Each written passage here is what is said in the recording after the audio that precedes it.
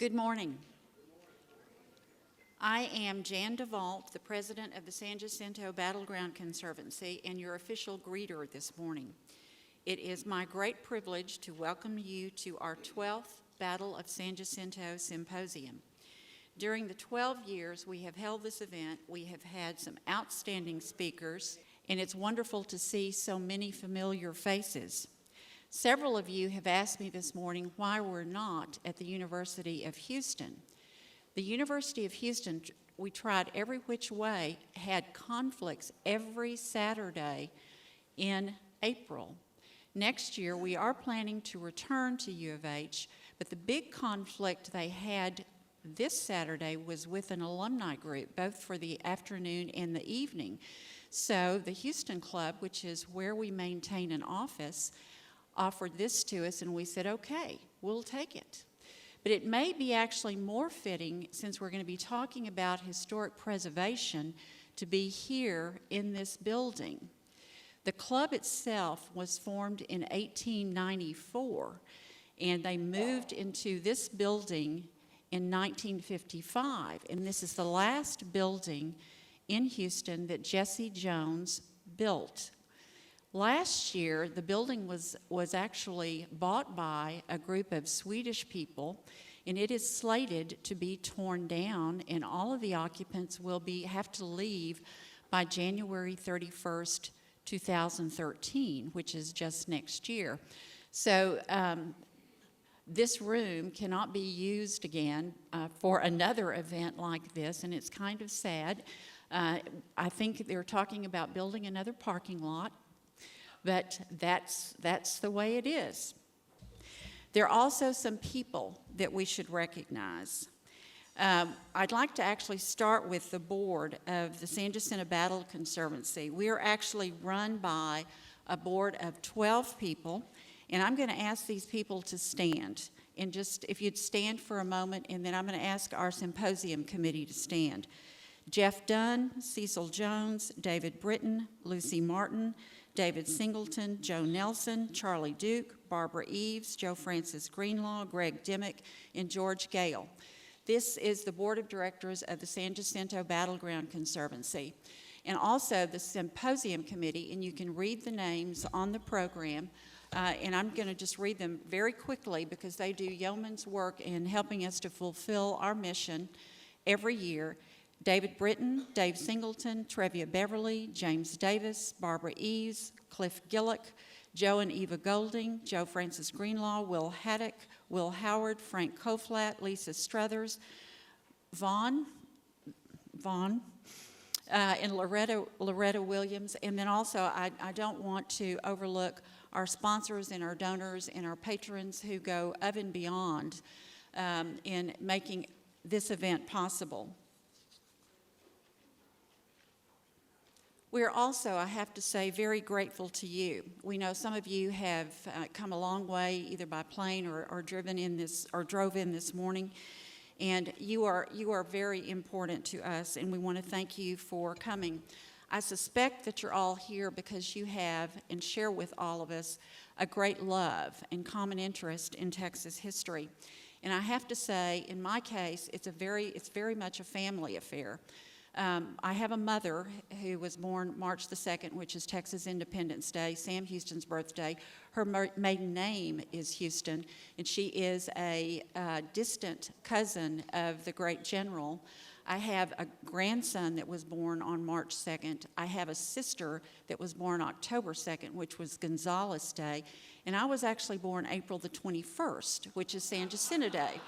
So I had a lot of Texas flags flying in my past.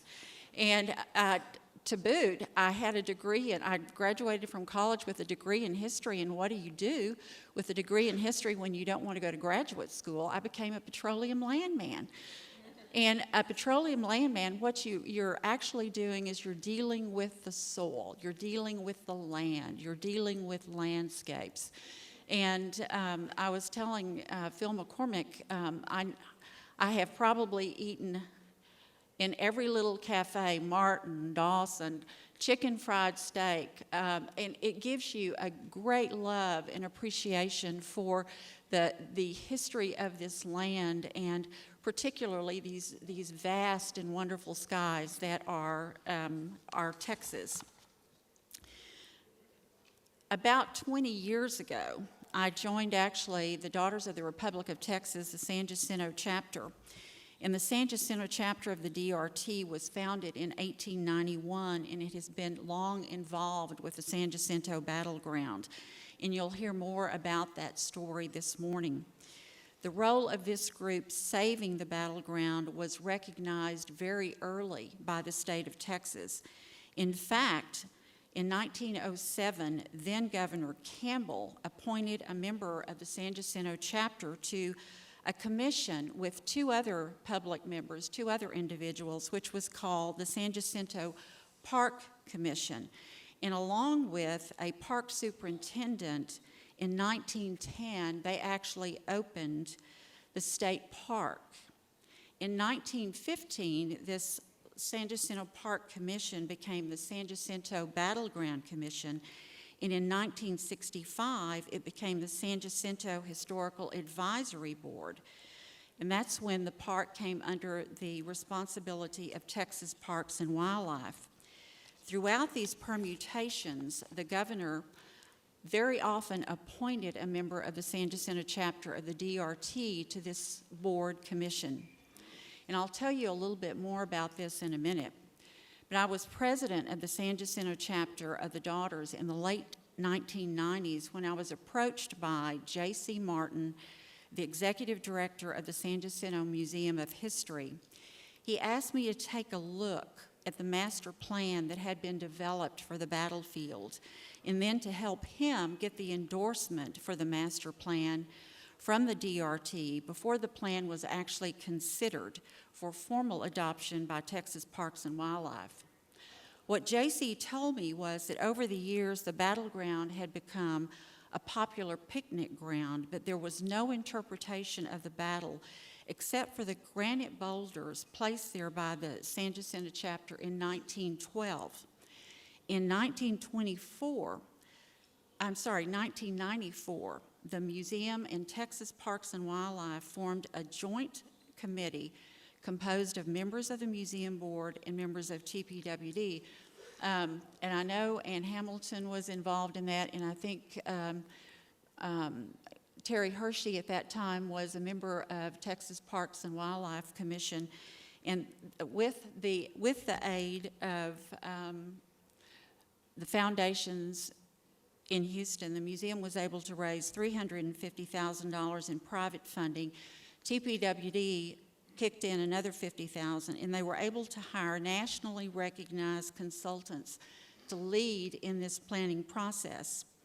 These planners felt that the battleground deserved a fresh look at its existing resources before it could be made a premier national historic site that would be consistent with the importance of what took place there in 1836.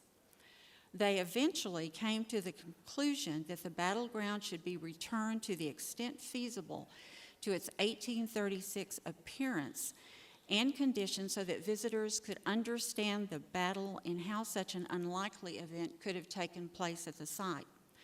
It was obvious to them that the monument could not be moved, but other elements like the unfinished reflection pool, occupying a vast area over which the Texas Army marched into battle, could be covered.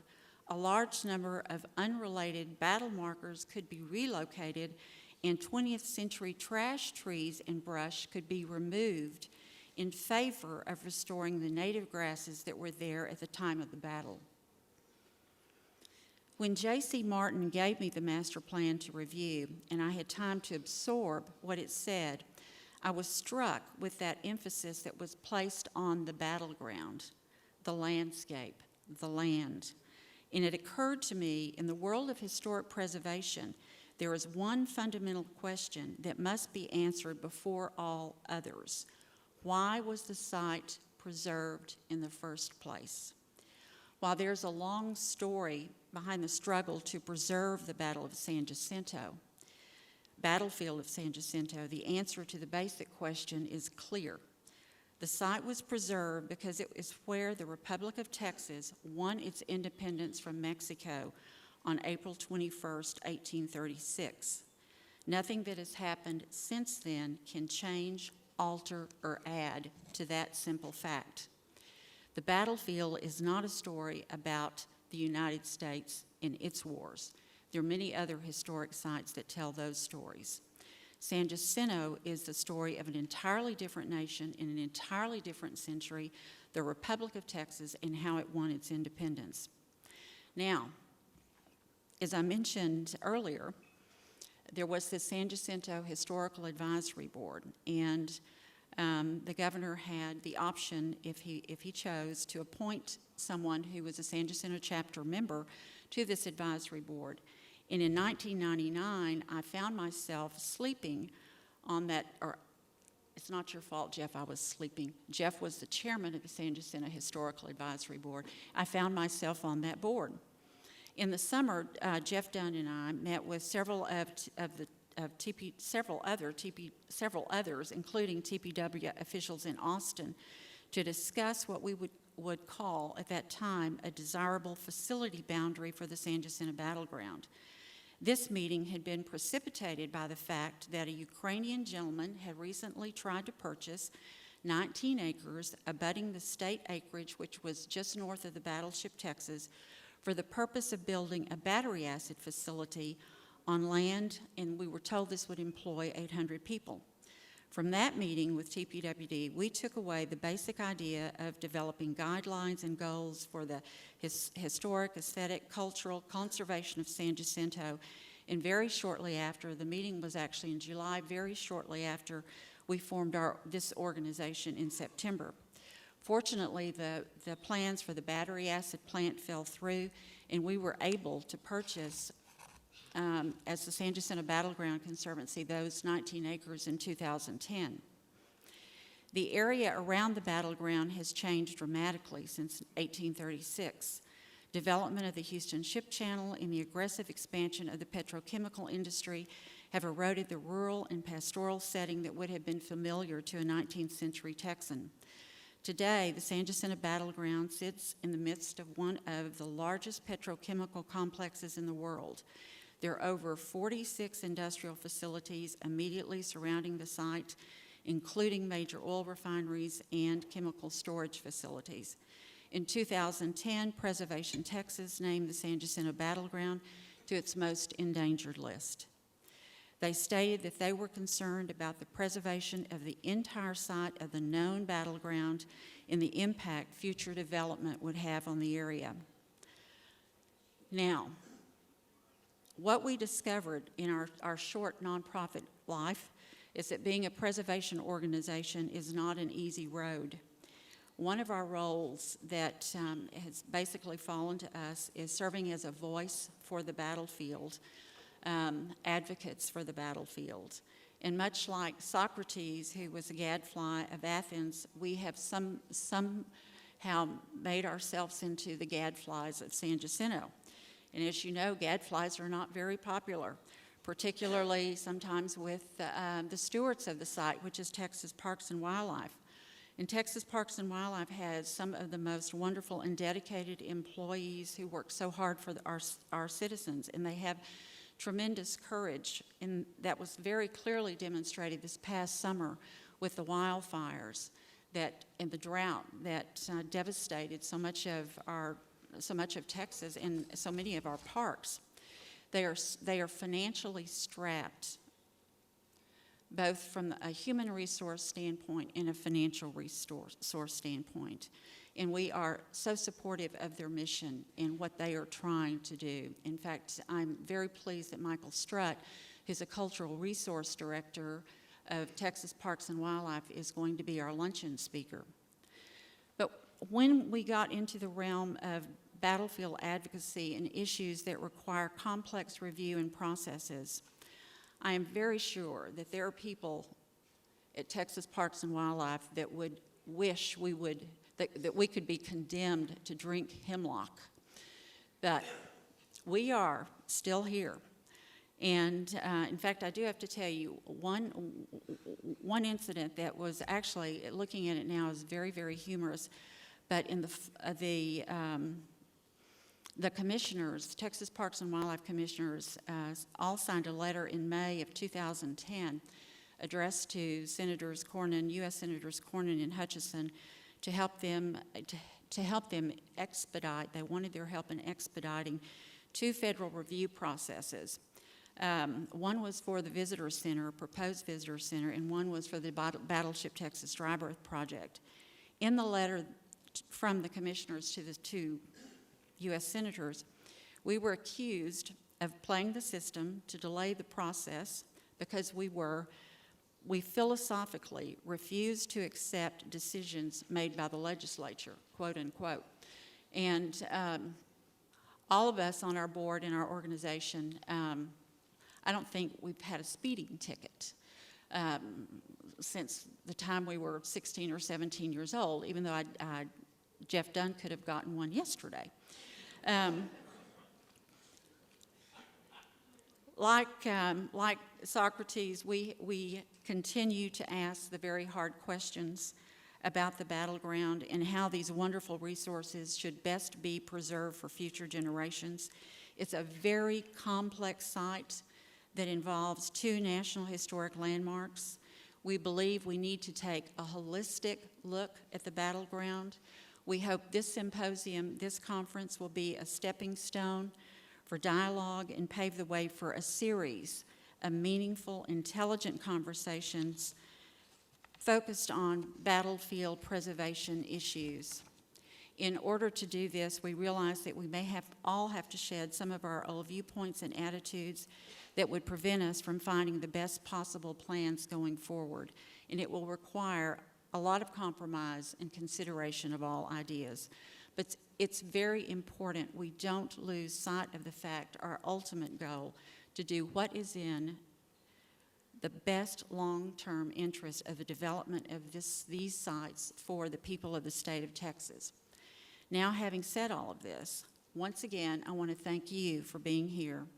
And it's my turn to turn the program over to Professor Jim Crisp, who has attended all of our symposias, so whatever, including this one, and he's been the moderator for 10 of them, including this one. And Jim, thank you for coming all the way from North Carolina State University to be with us this morning. Ladies and gentlemen, Dr. Crisp.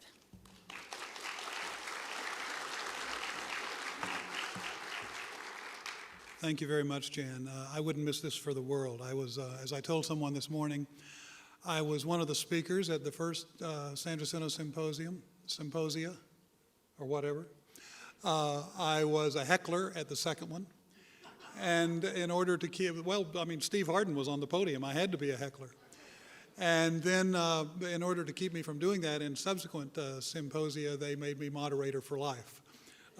So I can't heckle except from this podium, and that cramps my style quite a bit. And I want to thank Jeff Dunn for badgering me in 2001 until I agreed to be a speaker, because it really has been a really remarkable part of my professional career to be here at these symposia. I can't begin to tell you how much they've helped my career and how much fun they've been. And if you can have fun advancing your career, you're in a good position. After talking to other people today, I know, and I already knew this, just how much lure and fascination the past, and especially the Texan past, has for so many people. Of course, there's a problem. As I tell my students in my methodology class, after I ask them to raise their hands if they're interested in the past, and some of you have heard this before, when they all dutifully raise their hands, after all, there they are in a historical methodology class, I say, oh, you're interested in the past? Well, too damn bad. It's gone. And you can't touch it, and you can't see it, and you can't hear it, and you can't feel it. All you've got are these vestiges that we have of the past. And we also have images of the past We have both vestiges that the past has left us, and we have images of the past that we've created in our effort to approximate that past, to represent or represent that past. The great Haitian anthropologist and historian Michel Rolfe-Trouillot says that there are two kinds of history, or since English is his third language, he was able to see that in the English language, history really has two meanings. One is what happened in the past, and the other is what is said to have happened in the past. And I torture my graduate students a great deal with this dichotomy. I'm not going to do that today. I want to look at the second of those, though. What is said to have happened in the past. What is said to have happened in the past really falls into kind of two categories today.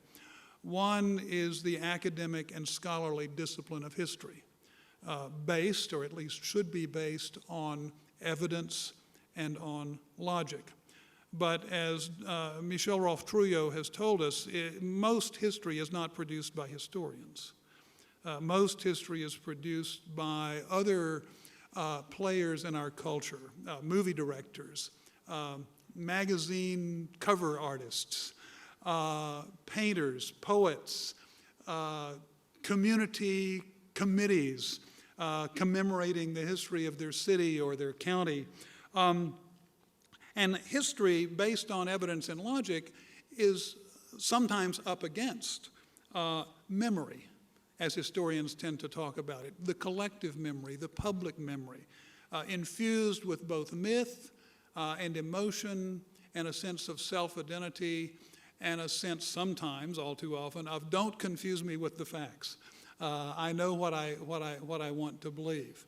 The beauty of preservation of historic sites is that we have an opportunity in historic sites like the San Jacinto battlefield to bring these two aspects of history together.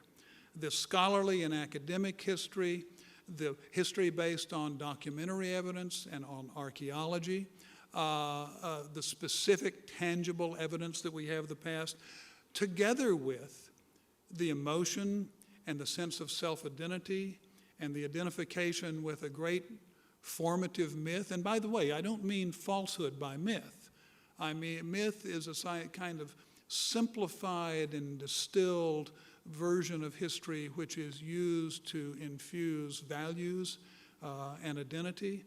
It works best if it's somehow congruent with the facts, but it's never as Catholic, to use the small c word, in its use of the facts as more academic history. There are lots of inconvenient truths for both the Mexican approach to the San Jacinto battlefield and the Texan approach to the San Jacinto battlefield. Neither one are the complete truth.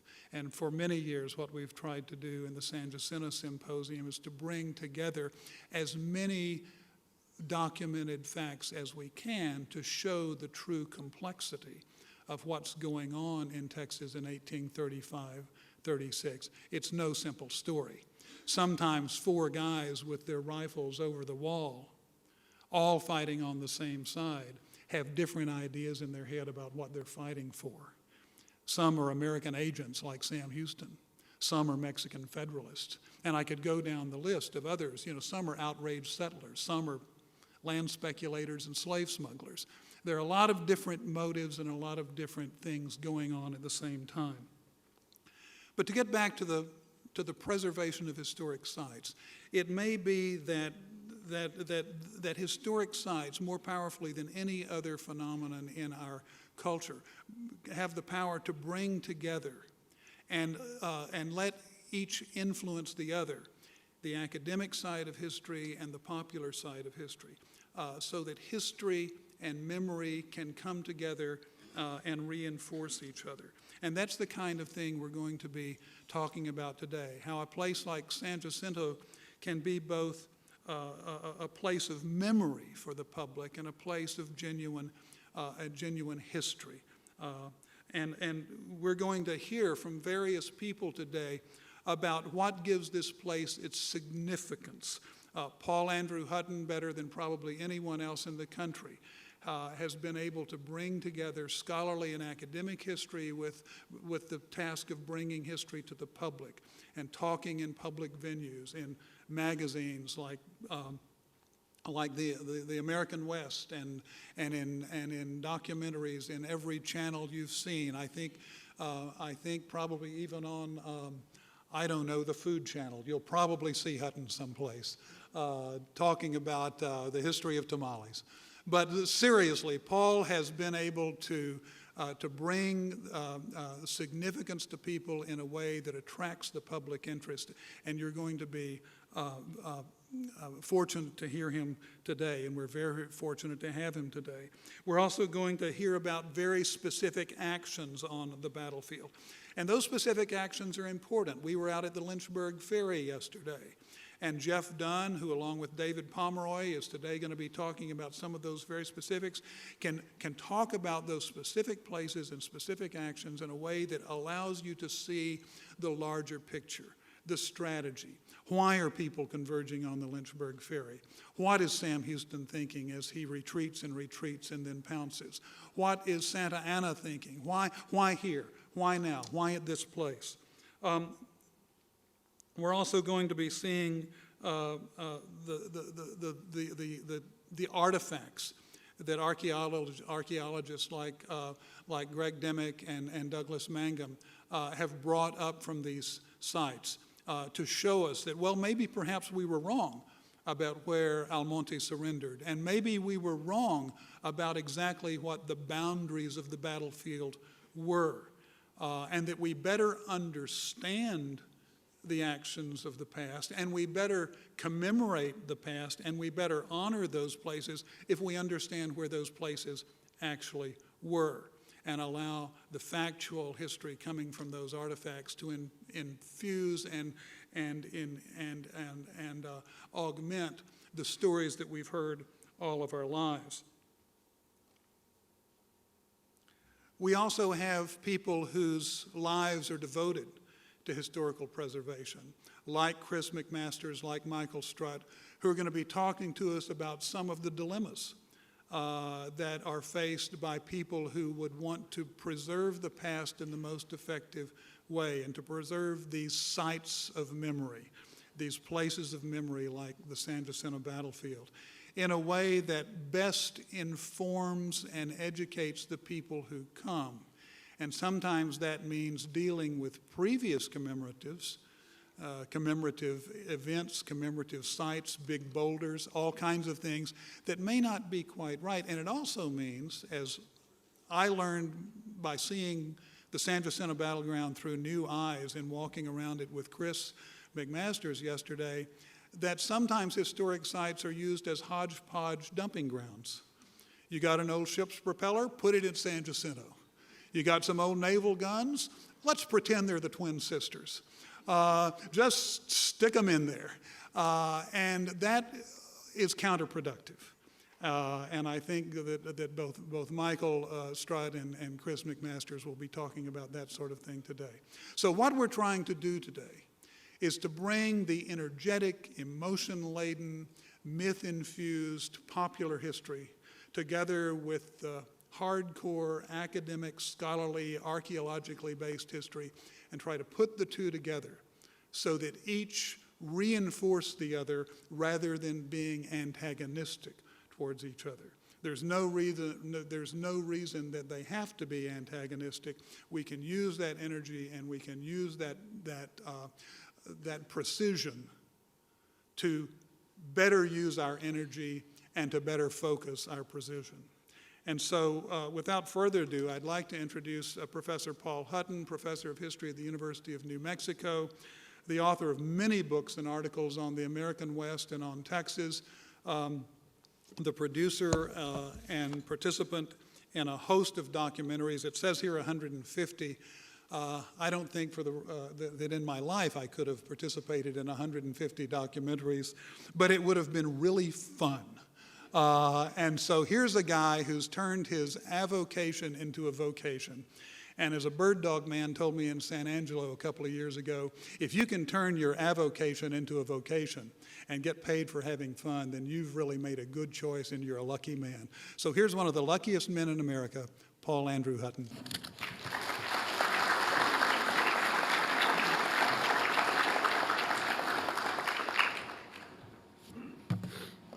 Thank you, Jim. Jim and I go way back to our puppy days in the history business. It's great to be here. I want to thank the committee for inviting me, and for Jim for inviting me, and to you for being here. I thought today, since we have so many folks here who are experts on the Battle of San Jacinto, which I am not, and readily admit that I'm not, despite my seeming ability to pretend to be an expert on almost every topic. Nevertheless, I thought I would talk about historic preservation in the broadest possible way. I'll use two examples from my personal past of two places that I've been intimately involved with in my life. One, the Little Bighorn up in Montana, and the other, the Alamo here. And hopefully the travails of both of those sites will relate to the problems that are confronted by the San Jacinto site, which strikes me as a site, despite its age and the fact that the large monument has been there for so long, that is still in a historic preservation sense in its infancy.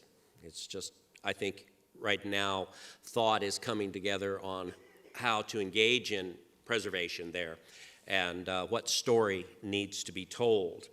And it's that argument over story that has provided me with a living, and I think also goes to the heart of what historic preservation is about and why it's so difficult. There are always so many stakeholders in any story, and in a country as diverse and large and great as ours, they are sometimes in conflict, even though their goal would seem to be similar.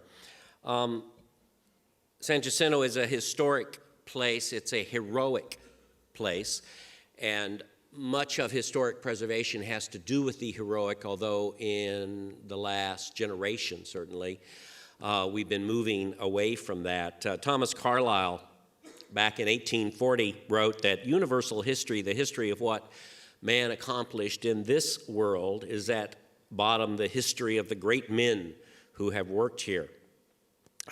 This is a view that in my world, the academy, is no longer considered valid. History is now viewed through the lens of social, racial, class conflict, institutional structure, broad trends. There's been an effort, certainly over the last quarter century, if not the last 50 years, to replace the strong-willed individual with a broader thematic story. That would be the story of America.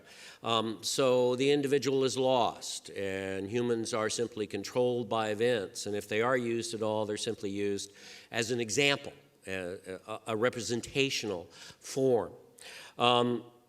Heroes are still used, but again, with their individuality downplayed, they're simply a type. Now, how you could downplay the individuality of someone like Sam Houston is pretty remarkable, because there are a few people in American history who were so stridently individualistic and whose personal passions had such an impact upon our national story.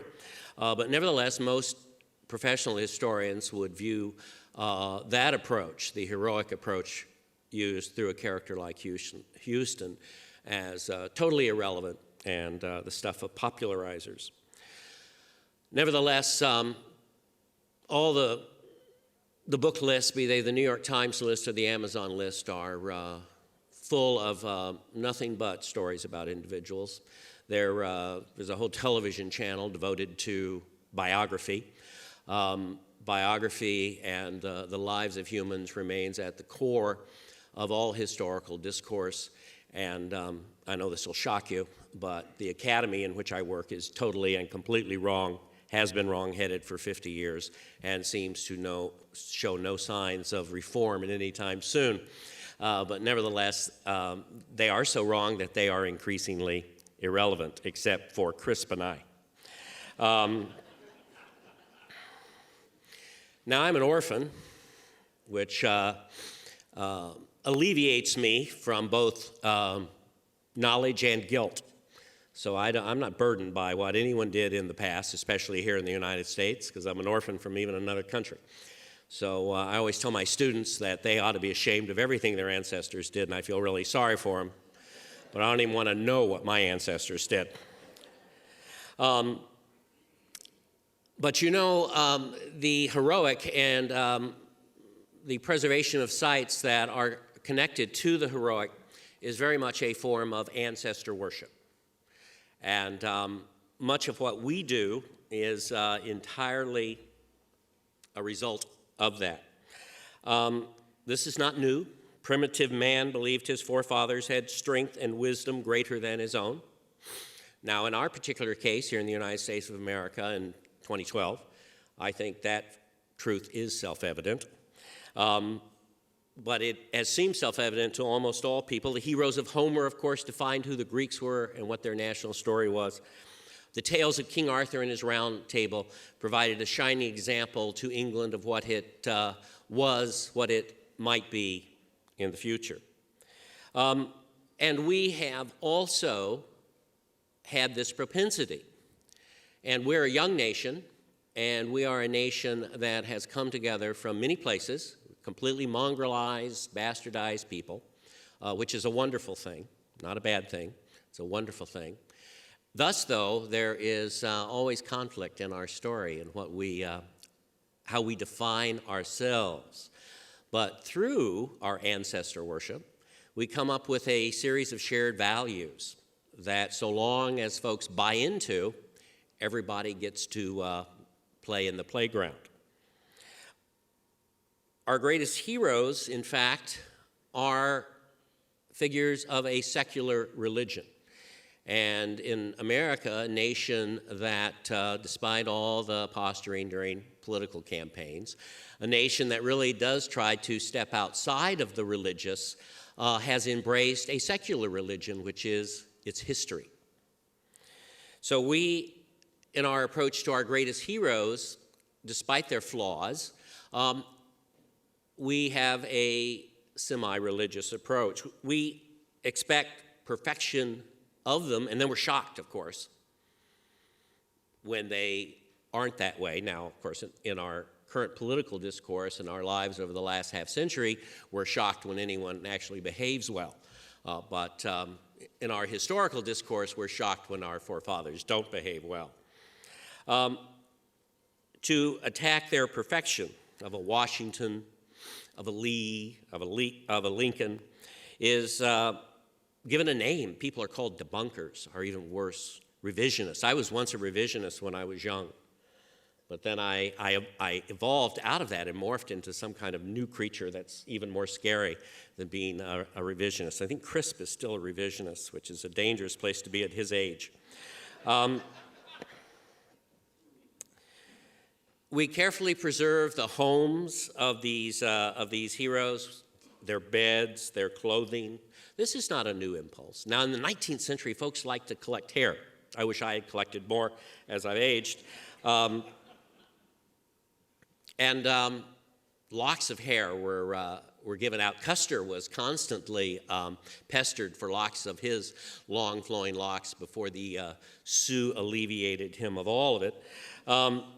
Thaddeus Stevens, the great abolitionist, once pestered so much for his hair, simply took off his wig and threw it at the folks. This sense of religiosity can be seen in something like when they were carrying Lincoln across from Ford's Theater to the boarding house where he died. A young boy was seen to be sopping up the blood on the street with newspapers. And I remember, many of you may have had the same experience, when you go into the room in which Lincoln died, they have carefully preserved the pillowcase with his blood on it. And it is just such, it still sends a chill up me to think about it. It's such a moving experience to actually see Lincoln's blood. And that is a common experience for many people. Often people have been seen in prayer before the Lincoln Memorial, and you don't have to have studied Greek archaeology or Roman archaeology to understand that that is a religious shrine to Lincoln, with the gigantic statue of him sitting there almost like Zeus. That's exactly what he is, of course. I mean, in this secular religion of America, the creator of the new nation sitting there like Zeus, and people pray there. I was once there very late one evening. I think it was like 1 a.m. or something, and I saw a young couple engaging in a different kind of religious activity there that seemed to them at least very spiritual. And of course, if you've also been to Washington, you've seen how the National Archives preserve the Declaration of Independence and our Constitution. South Sea Islanders had carvings of their history, and I think our presentation of our great founding documents is very much that way.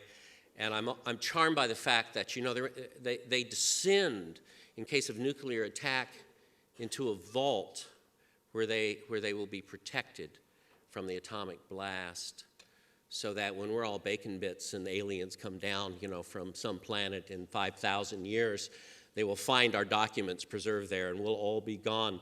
And I wonder what they'll think, if they do think.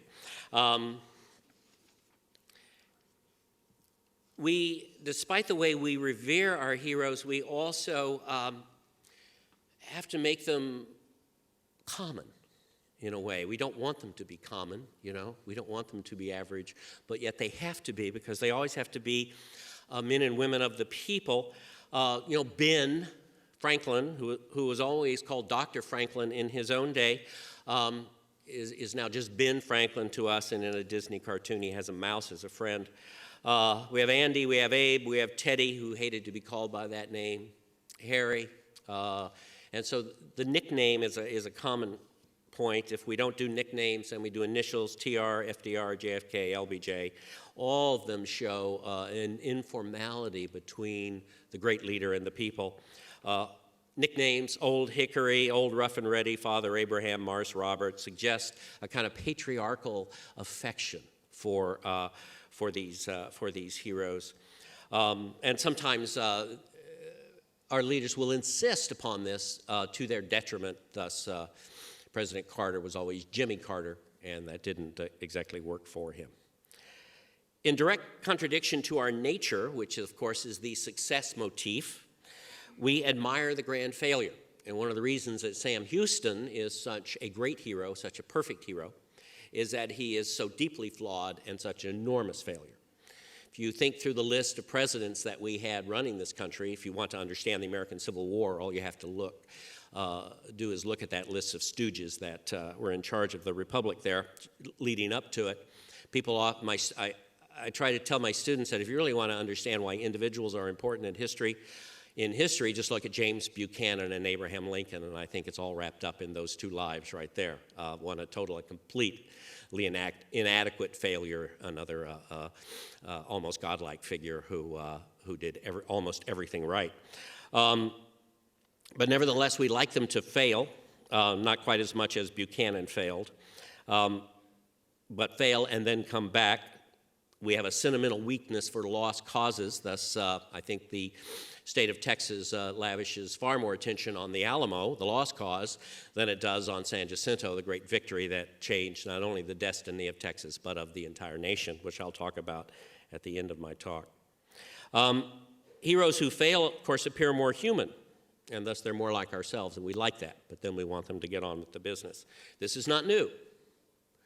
Joan of Arc, King Arthur, the Round Table is deeply flawed.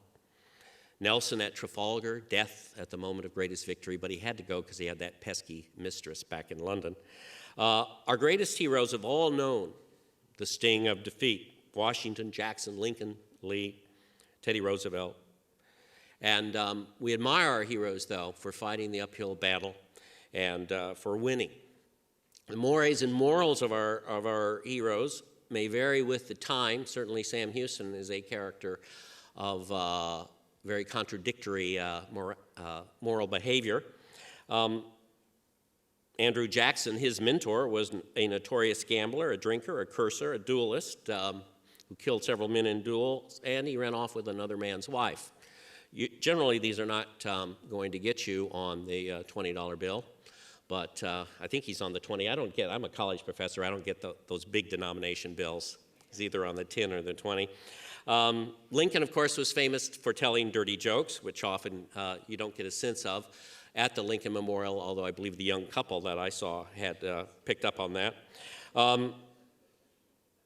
And this group that we give a name to, the debunkers, have usually concerned themselves with such sins as drinking and adultery and neglected far more important issues. I mean, there's kind of a salaciousness to that. It's the National Enquirer kind of history.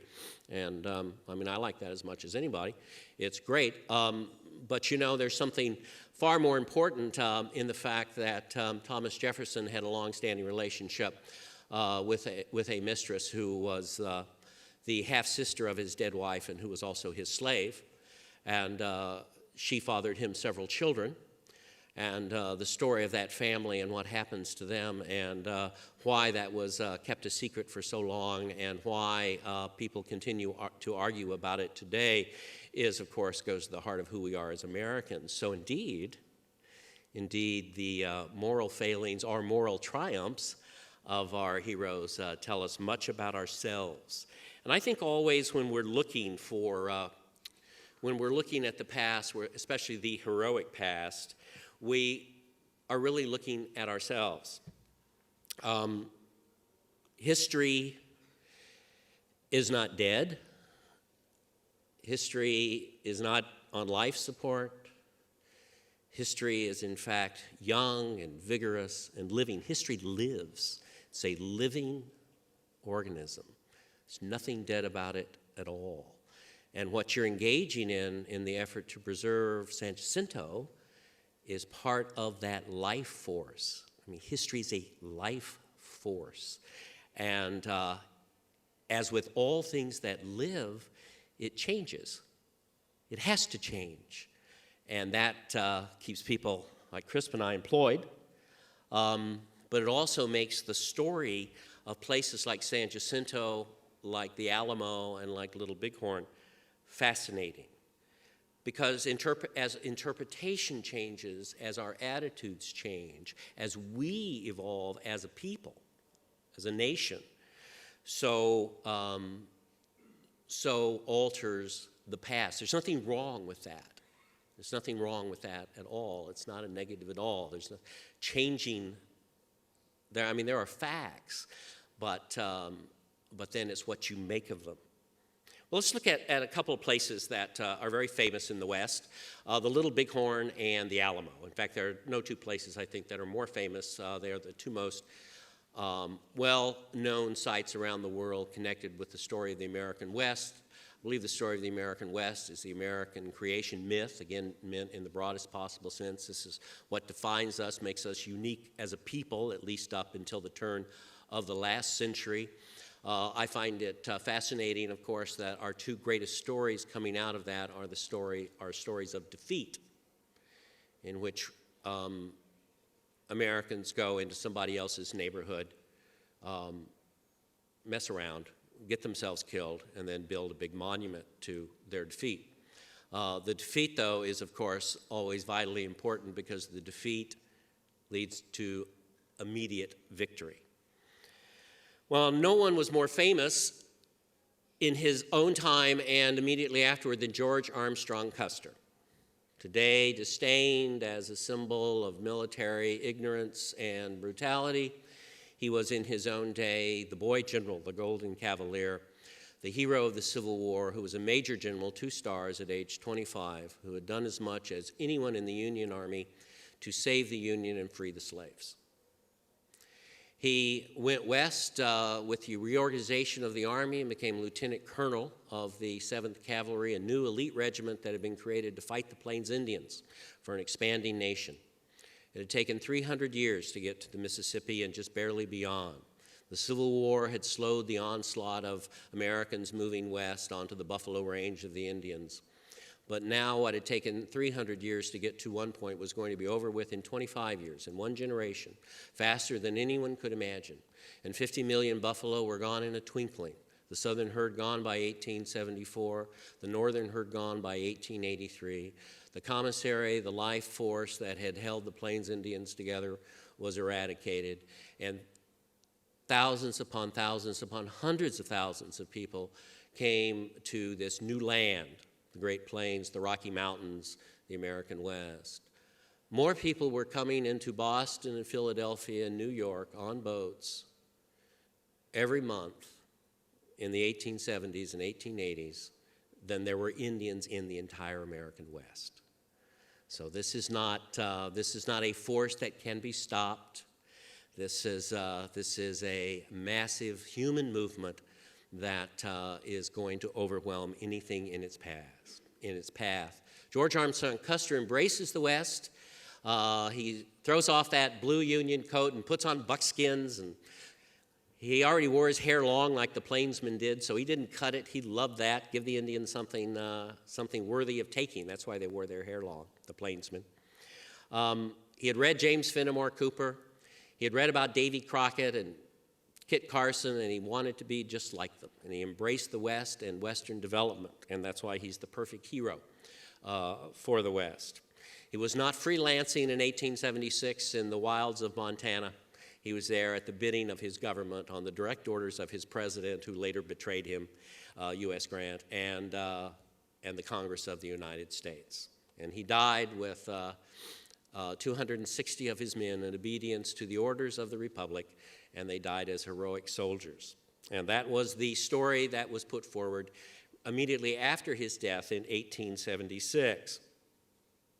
He and his troops were martyrs to manifest destiny, martyrs to the growth of the American nation. And indeed, his death at Little Bighorn brought to an end the Indian Wars. What had taken 300 years was over in 10 years. And certainly for the Sioux, they had been fighting the Americans for a generation, and they were completely defeated within 6 months, once Custer had died and troops were sent to finally finish the job. His legend was helped considerably by his talented and beautiful wife, Elizabeth Bacon Custer, who devoted the rest of her long life to preserving his legend and silencing his critics. And there were many critics, especially in the military as an institution, which wanted to blame him for everything and absolve themselves for responsibility for what had happened at Little Bighorn. But, and this included the president. But she silenced them all, and she wrote 3 best-selling books, Boots and Saddles, the most famous, all of which became huge bestsellers. And so by the time she dies in 1932, this woman was born when John Tyler was president of the United States. She died when Franklin Roosevelt was president of the United States. What a life. What a life. She was a widow at 34. She devoted her whole life from 34 till she was 90 to preserving the memory of her husband. And finally, they buried her at West Point with a little headstone right next to the towering monument that is there for her husband. And she must have been completely content because she had built that monument. And everyone in the Army that might criticize Custer had kept silent so long as she lived. Well, she outlived them all. But once she had passed, it began. A man named Frederick Van de Water, a very talented novelist, wrote a book called Glory Hunter in 1932, the very year of her death, castigating Custer as a megalomaniac, as an ambitious, preening glory hunter who had led better men to their deaths in search of his own personal glory. And other novelists and historians followed in the wake of Van de Water's scathing critique of Custer in the book Glory Hunter. But Hollywood and popular culture, now becoming so important as an arbiter of the American past, clung to the heroic Custer, best exemplified in They Died with Their Boots On, with Errol Flynn and Olivia de Havilland, released in December of 1941. This story of heroic soldiers sacrificing themselves to the Indians in in an effort actually to protect the Indians from venal capitalists, struck a responsive chord within America that was marching out of the Great Depression and into the Second World War. In fact, the movie was released the same week as Pearl Harbor. And Custer's sacrifice seemed perfect for that time. And so Errol Flynn defined the Custer story in a nation that was captivated with sacrifice and patriotism. But Hollywood also then had a dramatic part in changing attitudes about Custer with the 1950 film Broken Arrow, starring Jimmy Stewart and Jeff Chandler. Beautiful film made by Delmer Daves about the friendship between Tom Jeffords and Cochise, the great Chiricahua leader, and the great injustice that had been done to the Chiricahuas. And Broken Arrow was so successful, not only as a film, but in making money, and Chandler got an Academy Award nomination for his role as Cochise, that Hollywood now did a whole series of films about Indian heroes. Sitting Bull was played by that great Italian actor, J. Carrol Naish. Crazy Horse was played by Victor Mature, and on it went, with Custer increasingly becoming the villain in these stories. As the symbol of the Indian Wars, he now morphed into the villain of the story, the counter to these very heroic and noble Indian chiefs. Part of what was going on in the 1950s and 60s, though, especially in the 50s, was an effort to use the West and the so-called Indian problem, which was perceived to be completely over, even though it's not, in terms of Indian civil rights, but nevertheless to use that as a vehicle to really comment on the American civil rights movement, the African-American civil rights movement. But that was too dangerous in Hollywood, but you could do cowboy movies, and people wouldn't notice. Indeed, it proved a very effective way to enter into a discussion of race in Hollywood. Historians were not silent, and in 1969, a book was written by a novelist and popular historian, a librarian by trade, named Dee Brown, who was kind of a mentor to me and someone I admire enormously. And one of the reasons I admired Dee so enormously is that he did what we all dream of doing with a book. He wrote a book that changed the attitudes of a nation. One night, America went to bed thinking one thing about Indians and the Indian Wars, and Bury My Heart at Wounded Knee came out, and the next morning, America woke up and it had an entirely different attitude. And all across the nation, Indian studies programs burst forth on campuses, and a whole new field of history was created. And all of that was due to Dee Brown and his marvelous book, which has been translated into 80 languages and is still in print today, and sold millions and millions and millions of copies. And he kept living in the same kind of dumpy house he had in Little Rock even after that success. He was a wonderful gentleman. Vine Deloria wrote a book called Custer Died for Your Sins, an Indian Manifesto, that also contributed to this.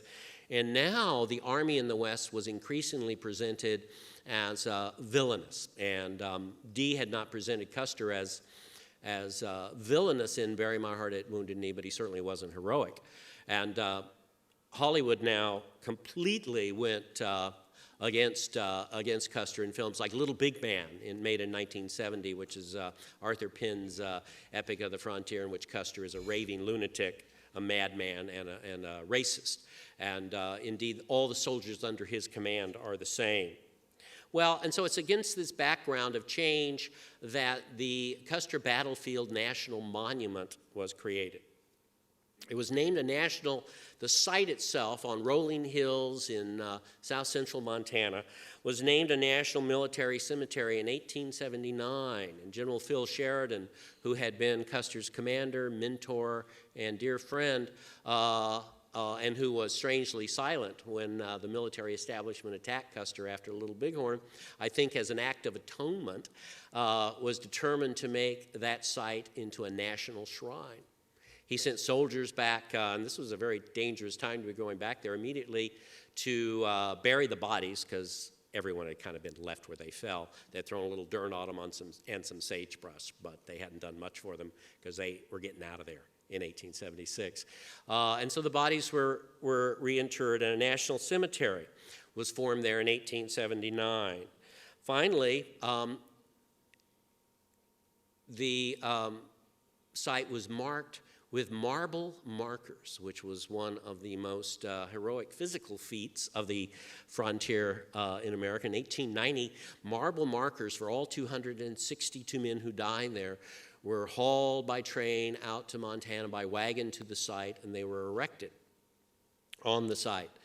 And if you go there today, the Little Bighorn remains one of the most beautiful and haunting places in all of the American West. And you walk that field and you see the markers where each man fell. And often they're clustered together. There's like 2, 3. And your imagination can run through how those bunkies, buddies, had grouped together in these final little personal last stands. And I've done that many times. And then I thought to myself, as I counted all the markers, wait a minute, there's 260 here on the battlefield, and there were 260 some men killed under Custer's command, but only 212 were with Custer. The other 50 were killed with another detachment 4 miles away.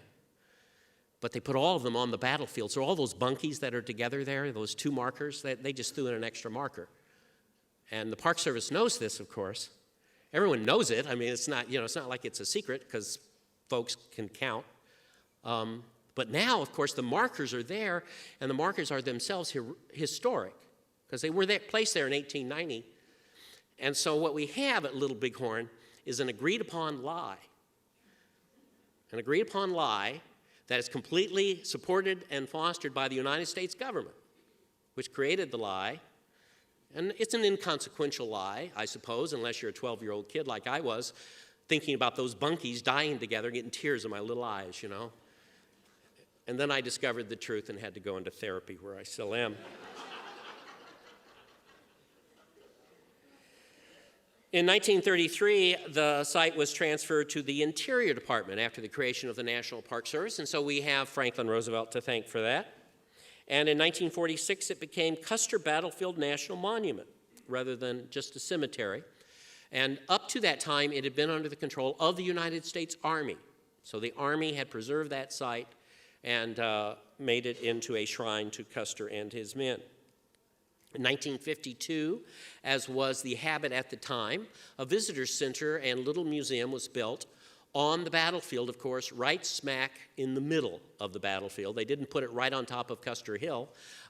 They had already, of course, Custer really did die right on top of the hill, but in another agreed-upon lie, his marker is halfway down the hill because they did a mass grave at the top of the hill, and they also put a road through the top of the hill. So those engaged in preservation are, of course, the worst enemies of the site, but on the other hand, without them, there would be no site. So it's a tortured relationship. And so the museum was erected right in the middle of the battlefield. Well, as times changed and the attitude toward Custer changed, and he started to become, the butt of late-night comic jokes, Custer wore an arrow shirt, there was no place for his name at the site.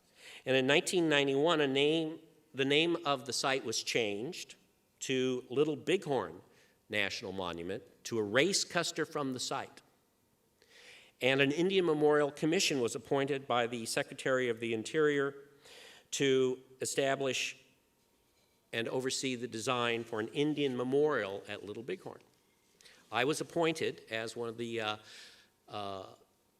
10 members of that commission. All the members of the commission were members of tribes, Indian tribes that had been involved in the battle, except for me. I was from the tribe called Historian. And so I was the token on that committee, but I soon rallied with my colleagues and we engaged in an acrimonious and continuous battle with the National Park Service over the erection of the Indian Memorial. 500 submissions came in. The major struggle was over funding because Congress, hold on now, this is going to really surprise you. Now, Congress had changed the name, in this act of political correctness that it was the right thing to do, but they did it for all the wrong reasons.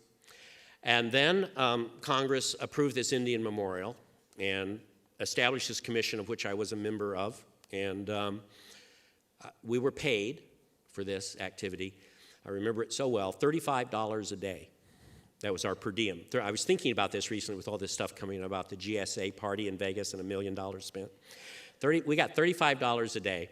And when we were judging the 500 submissions for the Indian Memorial, all the artistic renderings, they locked us in a room. They did for a whole week, and they wouldn't let us out. It's like a jury. And that's what we were. We were a jury. They let us out at night, and they would bring lunch in to us, and they bring us these ham sandwiches. We're in Billings, Montana, gourmet food all the way around. In the winter, Billings, Montana, and so they would bring in these sandwiches, and then they deducted the deli sandwiches from our $35 a day. But I was honored and pleased to serve the Republic in this way. Well, we struggled then with the Park Service overfunding because, of course, Congress had created all this, but they hadn't dedicated a penny to do anything about it. There was no funding mechanism. And we felt that the government that had erected the monument to Custer and his men, as they rightly should have, should also erect the monument to the Indians who had given their lives defending their homeland there at the Little Bighorn. And this went on for 2 years.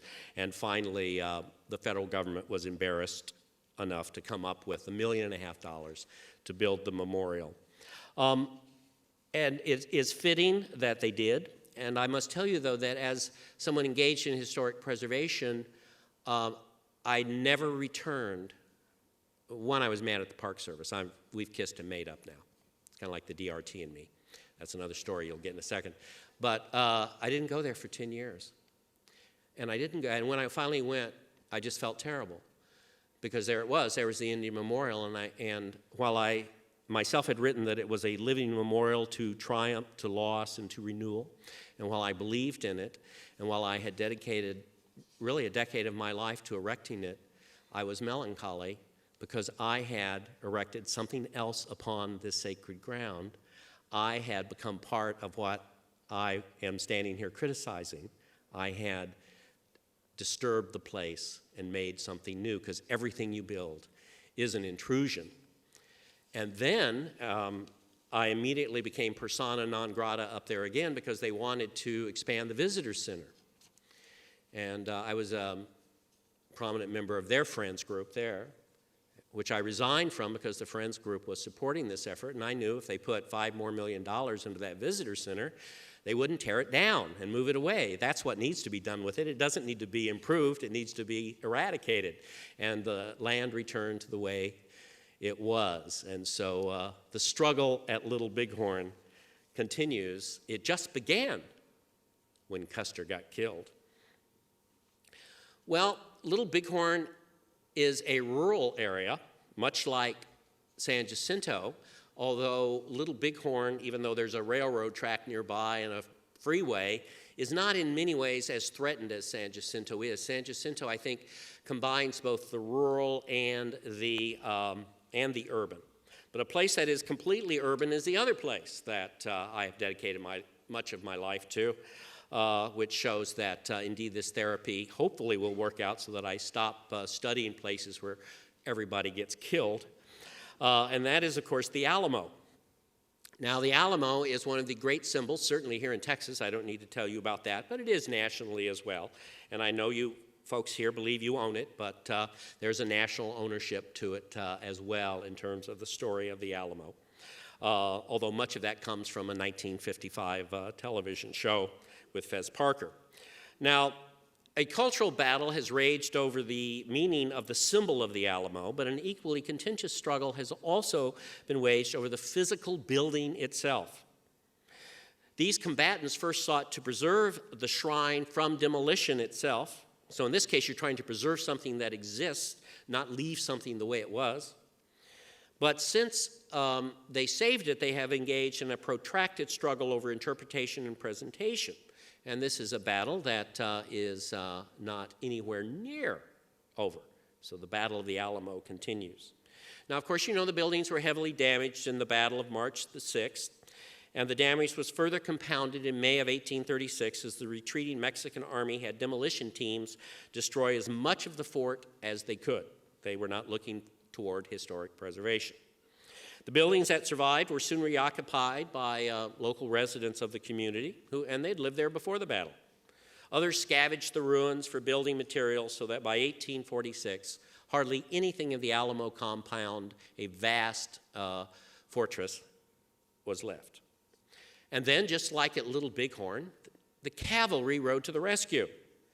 The annexation of Texas by the United States in 1845, the resultant unfortunate conflict with our neighbors to the south, brought some 2,000 troops to San Antonio under the command of Brigadier General John Wool. And by late 1846, Wool's quartermaster department was using the Alamo as a supply depot. Repairs were undertaken on the sturdy convent building, the Long Barracks, so that by 1848 they had been entirely refurbished and re-roofed. Major Edwin Babbitt, who assumed the duties of San Antonio quartermaster in June of 1849, took one look at the joint and recommended that every building be demolished and new storage facilities be constructed. There's a good government bureaucrat for you. Tear the damn thing down. He was fortunately overruled, not because of the crime against humanity that would have been to tear down the Alamo, no, but because, budgets are tight, and you ought to just use what the hell you got, and we're not going to build you anything new, so make do. And so he was overruled, and he was ordered to repair the place. And so he employed two local Germans, John Fries, a builder and contractor, and David Rusi, a stonemason, to renovate the chapel. Fries and Rusi's workers removed great piles of debris that in 1836 had served as an artillery rampart, and thus removing all the kind of stuff that, Greg Dimmitt would just go nuts to get his hands on. They raised the walls to the same height, constructed a roof, and built 2 stone pillars inside the chapel to support this covering. A second floor was added, with 2 new windows on the front, and offices were added on the ground floor. The most important change, though, was the addition of a gable, or a hump, to the top of the chapel's front parapet. This simple gable soon became so identified with the Alamo that artists and filmmakers dared not omit it from their renderings of the battle, despite the fact that nothing even remotely resembling it ever existed before the Army renovation. The top of the Alamo was just absolutely flat, as flat as the table in front of you, alas. But if you want to do that in a movie, everyone's going to think you're nuts. Don't you know what the Alamo looks like? Have you ever seen a postcard? Don't you watch the National Geographic Channel? So the Army Taco Bell'd the Alamo, and the gable is now one of America's greatest iconographic symbols, inspiring countless architectural copies. So now there are Alamos all around the country. Some guy built in a subdivision in Albuquerque, built an Alamo. He's got an Alamo house. I tried to buy it, but my wife vetoed the project. So indeed, the very representation of the Alamo, the very way it looks, just like the markers on the Custer Field, is an agreed upon lie. It's the way, we all agree on this. Well, the Army abandoned the place in 1879, moving the quartermaster depot to Fort Sam Houston, and they had paid the Catholic Church a handsome rent on the buildings, and with that income gone, the church sold the convent building to San Antonio businessman Honoré Grenet. By this time, the west wall had been completely demolished and replaced by new buildings. And in 1871, the city purchased much of the Alamo compound that was left and turned it into a plaza. Grenet leased the chapel and used it as a warehouse, and so they stored cheese and ham hocks and fat bacon in the Alamo, right over there, right next to the Limburger cheese. That's where Davy Crockett made his last stand, right there. Killed 800 Mexicans before they got him, right there. And so it was great. You didn't have to go out into the plaza to get a snack. You could get a snack right inside the chapel. Hugo and Smeltzer purchased the convent, now called the Long Barracks, and continued its use as a store, but they sold the church to the state of Texas in 1883 for $20,000. Hell, I would have given them 20 grand for the place. Although the Alamo Chapel was saved from being a warehouse by this public purchase, the convent building it had a wooden facade with little cannons painted on it and everything. It was like come shop at the Alamo. Continued to hover to the north, and by the turn of the century, there was much talk of tearing it down. Two heroines now strode forth to save the Alamo. Adina de Zavala, founder of the San Antonio chapter of the Daughters of the Republic of Texas, granddaughter of the first vice president of the Republic, began a campaign to raise funds to purchase the convent building from Hugo and Smeltzer. The boys wanted $75,000 for it. That's a lot of money back in the day. But efforts to raise the money, you know how that goes, went slowly. Then in 1903, while these fundraising efforts were underway, an Eastern hotel syndicate made a counteroffer. They were going to put a high-rise hotel right next to the Alamo. So it'd be great. It's like a Hyatt, you know, and you could just walk right out the lobby that you'd be in the Alamo. What could be better? City fathers of San Antonio loved this idea. There you go. De Zavala's heroic efforts to raise the necessary funds to purchase the convent before the hotel got it went nowhere.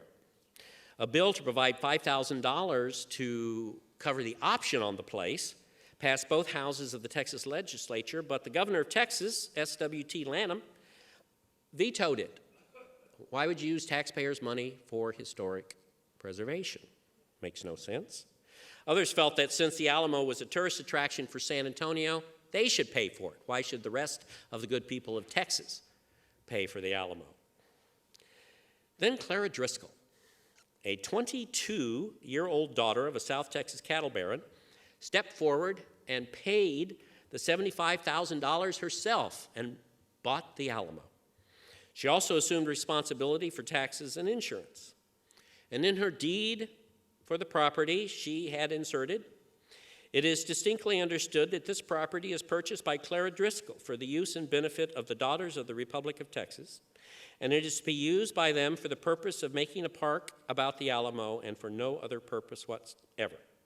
Please note here that in the story of the preservation of the Custer story and the preservation of the story of the Alamo, women are leading the charge, and that the effort for historic preservation and commemorating the past, much as it had gone into the hands of the ladies after the American Civil War, continued in the hands of the ladies. Well, the bold action of Clara Driscoll shamed the Texas government into appropriating $75,000 in 1905 to purchase the property. The state then entrusted the convent building as well as the already owned chapel to the Daughters of the Republic of Texas, quote, to be maintained by them in good order and repair without charge to the state. Looking out for your budget. You folks don't have an income tax here in this state, do you? 8% over where I live. I just had to write the check yesterday, just a killer. But if you had that income tax, you could put a little more money into historic preservation, I guess. Just an idea for you. Because I know how much Texans love New Mexicans coming over and kind of helping you out there with a few ideas. But we appreciate all the times you'd like marched armies into New Mexico over the years, too. Driscoll and de Zavala, having saved the Alamo, now turned on each other. De Zavala, captivated by the mission days, wanted to restore the convent to its original appearance, or at least the fantasy she had of what its original appearance was.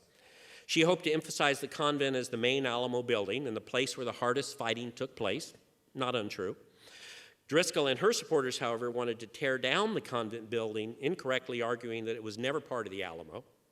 They were especially anxious to demolish at least the convent's second story so that the chapel, with its glorious hump, would be higher and thus more prominent. The debate also took on racial undertones, with de Zavala representing a Hispanic vision of the multicultural roles of the Alamo through history, and Driscoll representing an Anglo view of the site that focused solely upon the 1836 battle. This debate, dubbed the Second Battle of the Alamo by the press, grew increasingly heated and unpleasant. Governor Oscar Colquitt now boldly entered the fray, deciding in favor of restoring the two-story convent building, or Long Barracks, as it had been called at the time of the battle. The wooden facade was removed from the building, but restoration moved slowly because there were no funds. Then in 1913, when Governor Colquitt was out of the state on vacation, his lieutenant governor, in sympathy with the Driscoll faction, authorized the destruction of the second story of the convent. And in went the bulldozers, and ironically, The very people responsible for saving the Alamo now demolished some of the last remnants of its historic walls. Having secured the physical representation of the image of the Alamo, the Driscoll forces then moved to purge Adina de Zavala and her adherents from the ranks of the DRT. De Zavala and her chapter of the DRT were forbidden by court injunction from claiming any association with the Alamo, and they were replaced as custodians of the historic site by the Alamo Mission chapter. And so ended the Second Battle of the Alamo with the Anglos and their vision of the fortress, centering on the chapel, triumphant. Well, the Texas Sesquicentennial renewed interest in preservation at the Alamo. I got involved in the fray. I had a book out, an autobiography of Davy Crockett that I wrote an introduction for. Best-selling book I ever did, and of course, stupidly, I took 500 up front rather than a cut of the action all the way. Things like in its 50th printing now, just drives me nuts. And it was the best-selling book in the Alamo as well, this little edition of Davy Crockett's autobiography with my really nice introduction, I think we could say. Someone read it. One of the daughters read it. And was so horrified that I said Davy Crockett was captured and he wasn't educated, but he was executed, in my introduction that they wrote my publisher and informed them that the book, even though it was the bestseller in the DRT bookstore, was banned. So, banned at the Alamo. I mean, this is...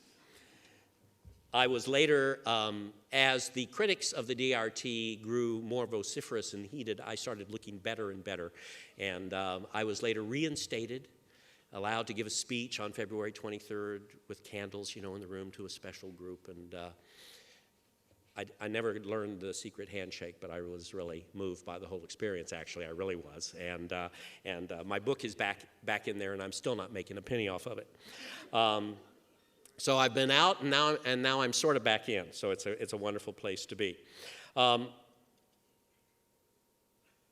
A person that was even more hated than me, though, by far, was a historic preservation consultant from Illinois named Gary Foreman, who unveiled a plan to renovate the entire Alamo Plaza.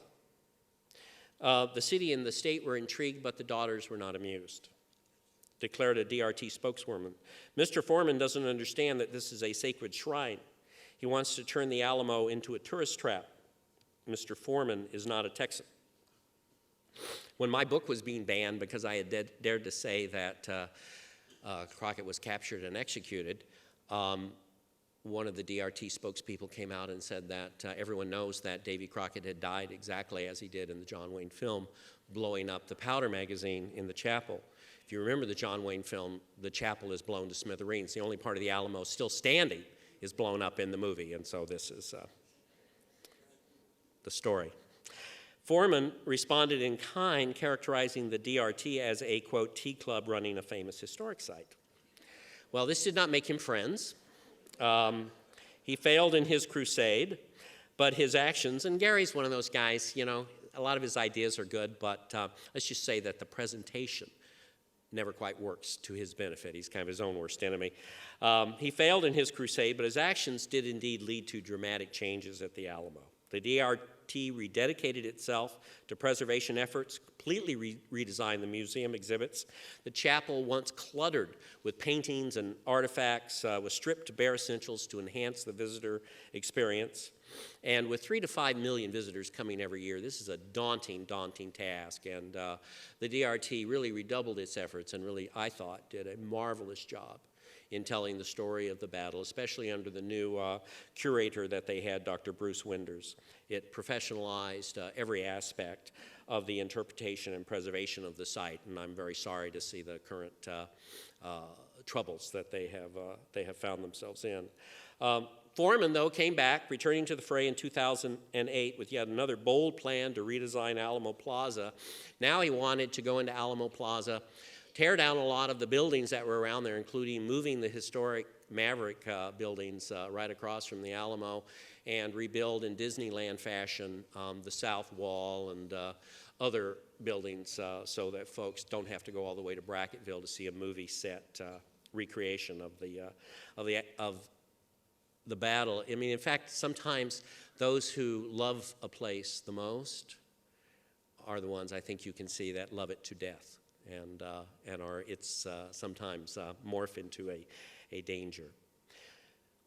Foreman, once hated by the DRT far more than me, and certainly as much as the British rocker Ozzy Osbourne, who in 1982 relieved himself in a drunken stupor against an Alamo wall, which, by the way, I think led to his arrest, at least briefly, and most importantly inspired a wonderful song by Texas swing group Asleep at the Wheel entitled Don't Go There, which I think is an Alamo song everyone in this room needs to hear. With the 175th anniversary of the battle, of course, warfare broke out at the Alamo once again. The DRT, rocked by an internal struggle between members over a 2007 master plan study on historic preservation at the site, and especially concerned over cracks that had appeared in the roof that had not been repaired, began fighting with each other in a very public way. And in a particular act of bad timing, the DRT also filed for trademark protection for the name The Alamo, right at the time that they were engaging in their own civil war. The result, of course, as you know, was intervention by the state of Texas, Governor Rick Perry reminding the DRT that they might still manage the Alamo, but that the people of Texas actually own it. And now, of course, the land office has moved in to take over actual control. But again, the story continues because the site lives.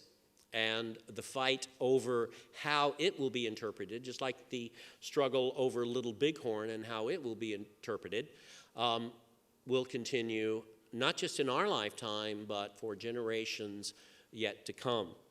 It seems to me that San Jacinto is, in a way, still in its infancy in terms of historic preservation, despite the grand and marvelous monument that resides there, which is a representation of a previous time when we marked historic sites with, grand and glorious markers, pedestals, so to speak. The San Jacinto field has never, though, had the kind of loving care and detail appointed to it to return it to its natural state, to any kind of representation of what it is as a battlefield. This can be done, despite the fact that there are many stakeholders involved in the contest over the area, despite the fact that there are contested historical visions of it, it can be done. And the example, of course, of how anything can be done is Gettysburg, and what happened there in terms of the removal of a very large visitor center, the bringing down of a huge tower that loomed over the place, and the restoration of the fields to the way they had appeared in 1863. You can't go back. The past doesn't exist anymore. It lives, but it doesn't exist anymore, just like you can't go back to being 16. And sometimes you can remember it, and sometimes your memories are even accurate, although rarely. But nevertheless, you can't restore yourself, and we can't completely restore what existed before, but we can try. And I would urge this audience, and I would urge all Texans, that I think the key to success in that struggle is to step outside of the very strong nationalism that resides within the state of Texas, which is a wonderful thing, and which is what makes, I think, Texans distinct, the only Americans who, if you met them in a bistro in Paris and you asked them where they are from, they would not say the United States, they would say Texas, of course, as well you should. But nevertheless, the struggle for historic preservation at a site like San Jacinto is a national struggle. And the San Jacinto site is a national site. And the San Jacinto site is a part of our national history, and it's a very, very important part. It is far more important than the Alamo. It is far more important than the Little Bighorn. In fact, there are very few sites in all of American history, battle sites, that are as important. Chalmette, the Battle of New Orleans, is one, also a place that is terribly threatened by development. Gettysburg, is the other, and I would argue to you that San Jacinto is perhaps the third or fourth most important battle site in America. The Battle of San Jacinto does not just win Texas its independence for its decade as a republic. The Battle of San Jacinto sets up, of course, the Mexican War that will follow. The Mexican War that follows then, of course, leads America to achieve its continental destiny and overreach the entire continent, becoming, as Thomas Jefferson had foreseen, an empire for liberty in which millions and millions and millions and millions of people would come from all over the world, and they're still coming, and make what I actually truly believe is the greatest hope for all mankind and the greatest nation and the greatest force for good on the face of the earth. And without San Jacinto, and without the victory then in the Mexican War that leads to our continental destiny, America does not become a great power. America is not there then in the 20th century to meet the threats of both fascism and the Nazis and Japanese militarism, but also of communism, and to struggle for freedom throughout the world. And so the Battle of San Jacinto sets in motion all that, and everything we are today and everything we will be in the future looks back to those 18 minutes on the field not very far from here. Thank you so much.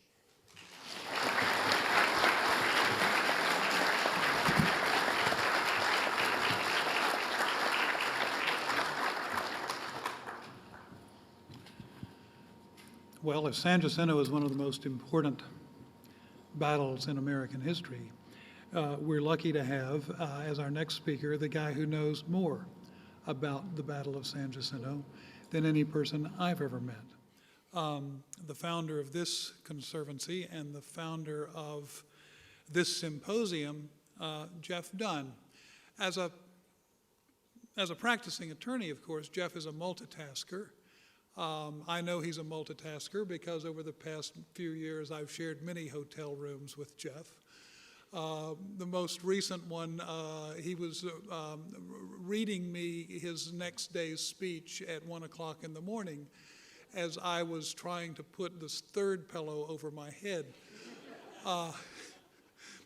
And the next day, after he gave his very good speech, I said, "Good job, Jeff." And he said, "You didn't say that last night." And I said, "Well, I was going to sleep last night, but besides, you changed it. You added some stuff and made it better." He said, "Yeah, that was at 3 o'clock in the morning." Jeff is well known to all of you because of his activity in this organization.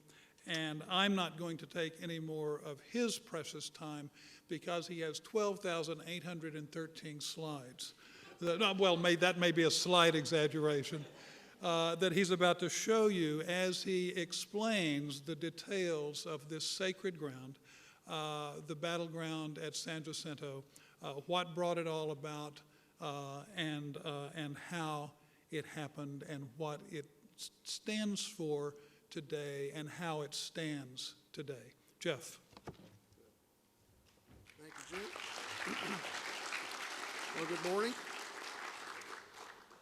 On the night of April 21st, 1836, we had about 1,000 men camping on Buffalo Bayou, about 20 miles east of downtown Houston. And they probably could not have imagined the repercussions of what had happened just a few hours earlier. Those repercussions at this engagement that came to be known as the Battle of San Jacinto were felt from Mexico City all the way to Washington, D.C.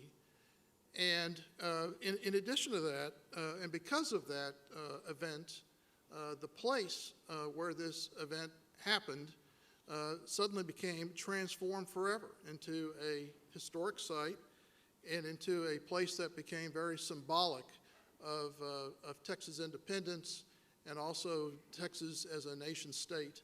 And that's the story I'm going to talk about today, is the battlefield, the story of the battlefield, which is a lot different from the story of the battle itself. Now, where is this place located? The battlefield is located in East Harris County, and it took place on the Arthur McCormick League, which was a grant of land awarded by the Mexican government in 1824. Here is a shot of the overhead showing where the battlefield is located in East Harris County. You're going to see a lot of this map. This map is Henderson Yoakum's, from Henderson Yoakum's History of Texas, 1856. It is considered the best early map of the battlefield because it not only is reasonably accurate in terms of its the dimensions, but also it depicts the lines of the armies and shows how the battle was fought. Now, I'm not going to belabor too much about the battle, but I think I need to go through the sequence of events very quickly. The first soldiers that arrived at the battlefield were Mexican soldiers, Mexican cavalry under Colonel Juan Almonte, April 16th. He arrived at Lynch's Ferry, could not cross, he backtracked and took the road to New Washington, and that's where Santa Anna ended up on April 18th.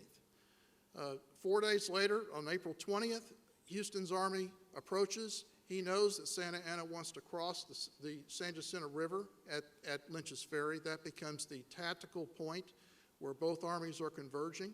He arrives there first on the morning of April 20th and captures a Mexican flatboat. The first hostilities break out between the two armies. Later that morning, Houston backtracks along a place along Buffalo Bayou where there are trees for shelter, and here comes Santa Anna's army, and during the morning and early afternoon, they bombard each other with cannon and musket fire and rifle fire. Later that evening, Santa Anna retires to a place beyond the other side of what's now the San Jacinto Monument, and there is a cavalry fight that evening, which didn't really result in anything decisive. The next morning, April 21st, Santa Anna receives reinforcements from General Coss, which increases the size of his army. Now he has a numerical advantage over Sam Houston. On the first day, Sam Houston actually had more men than Santa Anna did. And it was that afternoon, April 21st, when the Texans marched across the prairie, separating the two armies, attacked the Mexican army, and within about 30 minutes overwhelmed the Mexican army. And for the next 2 hours, you have a scene where there is basically indiscriminate slaughter of Mexican soldiers before they're eventually able to surrender by Colonel Juan Almonte at dusk. And they return back to the Texan Army camp, and the battle is over with. Now, when you think about the Battle of San Jacinto, you have the man-made features that are there today. This map shows the Yoakum. This is the Yoakum map showing the current location of the San Jacinto Monument, Reflection Pool, and the Battleship Texas, which are the major features at the battlefield today. But when you think about the battlefield and how to interpret it, you have to go back to 1836 and think of what are the defining features of that landscape that made the battle occur, and why did it occur the way it did. One of these features is water. You have Buffalo Bayou, you have the San Jacinto River, which the battle was named for, Peggy's Lake in the rear, and a boggy bayou in the back, which impeded the Mexican army retreat.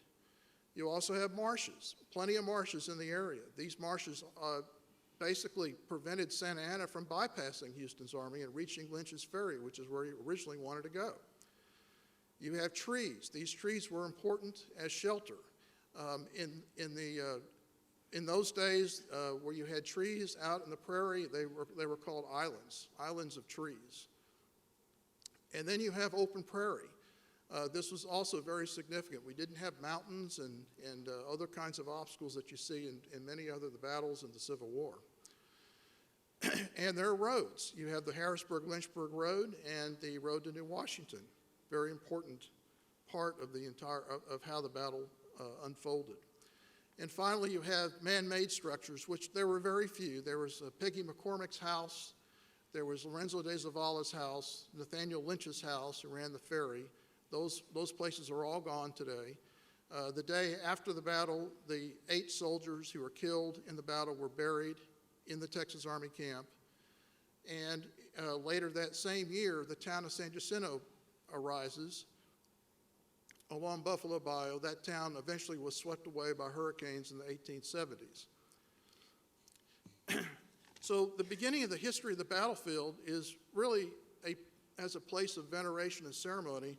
And one of the most insightful books that I've read about battlefields is by Ed Linenthal, who wrote Sacred Ground, Americans and Their Battlefields. And he talks about how American battlefields go through three phases. The first phase is one of veneration. The second phase is one of defilement, where the battlefield's covered up with markers and other things. And the third phase is redefinition, how to really, how people reflect and define and reconsider what has happened in the past in terms of interpreting the site. And that's very similar to what's happened with the San Jacinto battlefield. From the very beginning, you read and see how people refer to this place as sacred ground, hallowed ground. And Americans are not typically accustomed to calling places sacred or hallowed. Usually you think of those as very religious places, maybe in the Middle East or someplace like that, but Americans don't usually do that. But in the case of our battlefields, it's fairly common. You often see Gettysburg, for example, called hallowed ground. And of course, Lincoln, when he gave his address there, talked about it, hallowed ground, and how it was consecrated. Same thing with San Jacinto. One of the first, in fact, one of the very first evidences that I've been able to find of how the battlefield was venerated is an account by Colonel Pedro Delgado, who was one of the Mexican soldiers who was captured at the battle. And he was being transported on May 8th, just a few weeks after the battle, to Galveston, along with other Mexican soldiers, kept a wonderful diary. And in there he says that very early on May 8th, after striking the bell 3 times, the steamboat Yellowstone, which was what he was on, was set in motion, and we glided down to Galveston. Not to forget it, I mention a strange incident. As the steamboat passed opposite the battlefield of San Jacinto, the troops on board were formed, facing to the field, and presented arms, the drums beating a march. They remained in that position until they had lost sight of the field. And then he says, what was their object? He wasn't clear, but it seems clear to me that what was happening was these soldiers were saying, we are now passing a very special place that we made special by what happened and by the fact that the remains of our 8 buddies are still out there, and that what they've achieved was something of great significance. In 1837, Juan Seguin, when he was at the Alamo taking care of the ashes, talked about the Alamo being hallowed ground. The same year, Mississippi Senator R.J. Walker spoke to the Congress of Texas and said, I've trod upon the battlefield of San Jacinto, that consecrated ground where valor and liberty triumphed. The very next year, Gustav Dressel, a visitor to Texas, was on a steamboat from Houston to Galveston. And of course, the battlefield is very conveniently located right on the steamboat route. And he said that there were veterans on board that steamboat. And he wrote that as the veterans now saw the sacred ground, as Dressel wrote, their liberty-loving hearts beat faster, and they described their former fight with fiery vividness. So these are the kinds of things that were going on. You see in these early maps of Texas, like this particular one is very interesting. It shows a flag in San Jacinto, 1836, very prominently displayed on it. In 1839, Frederick Guillardet, who was a Frenchman who was visiting Houston at the time, left a very vivid account. He happened to be in Houston on April 21st, 1839, and went on a steamboat to the battleground at midnight to observe how the Texans were going to commemorate this battle. And he wrote that it was midnight when the steamboat reached the plain known to the Texans as the battleground. No sooner had we arrived at this scene of recent glory and importance for Texans than the passengers who filled the steamer to capacity broke forth into frenzied shouting, mingled with artillery fire and military band music. It was a curious spectacle to witness, this really terrifying explosion of patriotic enthusiasm. Soon we all went ashore, and the patriotic throng, armed with rosin torches, formed a fiery frame around the field. There the famous patriotic song, Yankee Doodle, was sung. And the ceremony concluded with 3 cheers, honoring the memory of their heroes who had died for their country. But despite this, it wasn't until 20 years after the battle, 1856, when a ceremony on the battlefield, conducted by Francis R. Lubbock, who became governor, decided, we need to have a monument out here. We need to have something to mark this site. So he started what was called the San Jacinto Monumental Association. And the idea was to raise money to do this. And he actually got $1,000 out of the Texas legislature that same year to help, in their words, aid in enclosing the graves of the soldiers and building a monument. And Lubbock was an interesting character. Of course, he played a very significant role in Texas history. And at one point, he spoke to a group of veterans and said he always regretted that he came to Texas in 1836, just after the battle. And he said that if I had known how few of you would have been killed, I would have most certainly been there. In 1857, a traveler who went around the West and did drawings actually came to the battlefield, and we see the first two drawings of the battlefield that we know of that exist, that are accurately depicted, and we see these interesting scenes. And in 1860, Sam Houston, who was, of course, a very prominent political figure as a result of his role at the battle, decided he wanted to run for president of the United States. And he got together a group of his friends, and they decided to nominate him on the battlefield on April 21st, 1860. And one interesting thing that happened is a number of newspapers who were not particularly happy with Union sentiment criticized this rally. In particular, and they did so not because the rally was being held, but because it was being held on that date at that place. And in particular, I want to read this one editorial that appeared in a Houston newspaper. It said, "It was to be hoped that the battlefield upon which the valor of Texans won the blessings of liberty might remain disconnected from political maneuvers and occupy a position to which all, regardless of party, might look with unmingled feelings of just and patriotic pride. But it seems that the sanctity of the place and its glorious historical associations was not to escape a ruthless laying on of violent hands by the intense admirers and unbounded political worshipers of Sam Houston. They have dragged it into the political arena for political effect, and upon them rest whatever irreverent feeling may be engendered by their course." But despite this criticism, the rally was held, and it was actually presided over by Isaac Hill, a veteran of the battle, and they actually passed resolutions in support of the Union. And of course, Sam Houston was not nominated for president, did not become president. Instead, we ended up with the Civil War, and during the midst of the Civil War, there was a battle in Galveston, and a number of cotton-clad boats floated down from Houston to Galveston. They passed the San Jacinto battlefield, and in fact, the battlefield, in particular the town of San Jacinto, had a Confederate gun ordnance facility and a naval shipyard. So the actual site of the battlefield also played a minor role in the Civil War. After the war, you continue to see commemorations at the battlefield. This is an advertisement from 1870 where boats would be leaving from both Galveston and Houston and converging on the battlefield. In 1874, the Texas legislature adopts a law that creates the first two state holidays.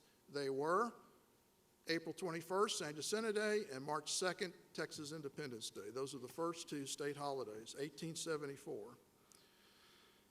In 1882, 46 years after the battle, a monument is finally erected. It was not erected through Lubbock's money. It was erected by a judge from Richmond, Texas, Judge Sullivan, who, through himself and through subscriptions raised in Galveston, they were appalled when they visited the battlefield to see the unkempt condition of the place. They felt that the heroes of the battle needed to be commemorated. They raised the money and they built this wonderful monument, which still exists at the place. It was built, the only grave that was still recognized was that of Benjamin Brigham, so they put the marker directly over his grave, and today it's called the Brigham Monument. This is it's a beautiful monument. It's really one of the most underrated structures at the site. Here's a close-up shot of it. It is made out of Vermont marble, and it's about 15 and a half feet high. Now, this began the next phase of the history of the battlefield, and that was one of trying to save it for posterity. The first thing that happened was after that monument was built, the legislature appropriated $1,500 to actually purchase the cemetery where the graves were. And this occurred in 1883. It was a 10-acre tract. And the same law, the same statute, appropriated $20,000 to purchase the Alamo Chapel, $1,500 to purchase the graves of the men at Goliad, and $1,000 to purchase the graves of the Dawson heroes from the 1840s. So we see the state of Texas taking baby steps into this notion of historic preservation. In 1890, the Texas Press Association announced that they were in favor of purchasing the entire battlefield. And the leading force for that was this Judge A.B. Norton, who actually lived in Dallas. He knew Sam Houston personally. He was also a Unionist during the Civil War. He was from Ohio. And the reason his hair and beard is so long is because when he lived in Ohio in 1844, he vowed that he would never cut his hair or beard until Henry Clay was elected president. But he was not a very good organizer. He's formed the Sam Houston Monumental Association. Was not a good organizer, and it really took another organization to kind of lead the way. And that organization turned out to be the Daughters of the Republic of Texas, which was organized the following year. And 3 days after the main organization was formed, the San Jacinto chapter, which was DRT number 2, was organized. And that was the entity that took it upon themselves to try to do something with the battlefield. Now, this organization still exists today, but it was quite different at that time, because at that time you had actual wives, widows, and real daughters of these veterans. They knew these people. They wanted to honor their husbands and fathers, and so they had a very large personal stake in the outcome of what was going to happen, because they knew that as time was going on, these veterans were passing on, and they were a little concerned, I think, that posterity would somehow forget what they did. 1893, the first bill was presented to the legislature. Governor Hogg became the first governor to endorse purchasing the battlefield. In that year, a bill was introduced to seek $75,000 to purchase the field. The legislature awarded $15,000. Governor Hogg cut it down to $750. It was approved, but the $750 was never appropriated. So even though Hogg favored it, he managed somehow to not make it come into effect. And incidentally, in November of 1893, Governor Hogg did visit the battleground, and an interesting incident of that visit was that while there he saw an owl in a tree, and he just instinctively took his gun and shot and killed the owl. The next year, 1894, the San Jacinto chapter of the DRT said, you know, what we really need to do is try to figure out where this battlefield is. So they escorted 9 surviving veterans to the battlefield on July 4th of that year to try to locate and define which of the tracts needed to be purchased. They wanted to be a little bit more specific going back before they went back to the legislature that following year. They did so, and in 1897, the DRT returns to the legislature. This year, they want $25,000. They want to buy 250 acres. They know exactly what tracts they want. They want 3 commissioners appointed to purchase these tracts. And they did something very interesting as part of their strategy. They sponsored a trip for the governor and the legislature to the battleground, which was done in February of 1897, so they could see the site. And of course, it was a wonderful trip. Everybody had a good time. At least one representative, though, thought the whole trip was scandalous. He later wrote that they consumed 21 kegs of beer in 3 hours, and we had every other kind of drinks known to Texas civilization.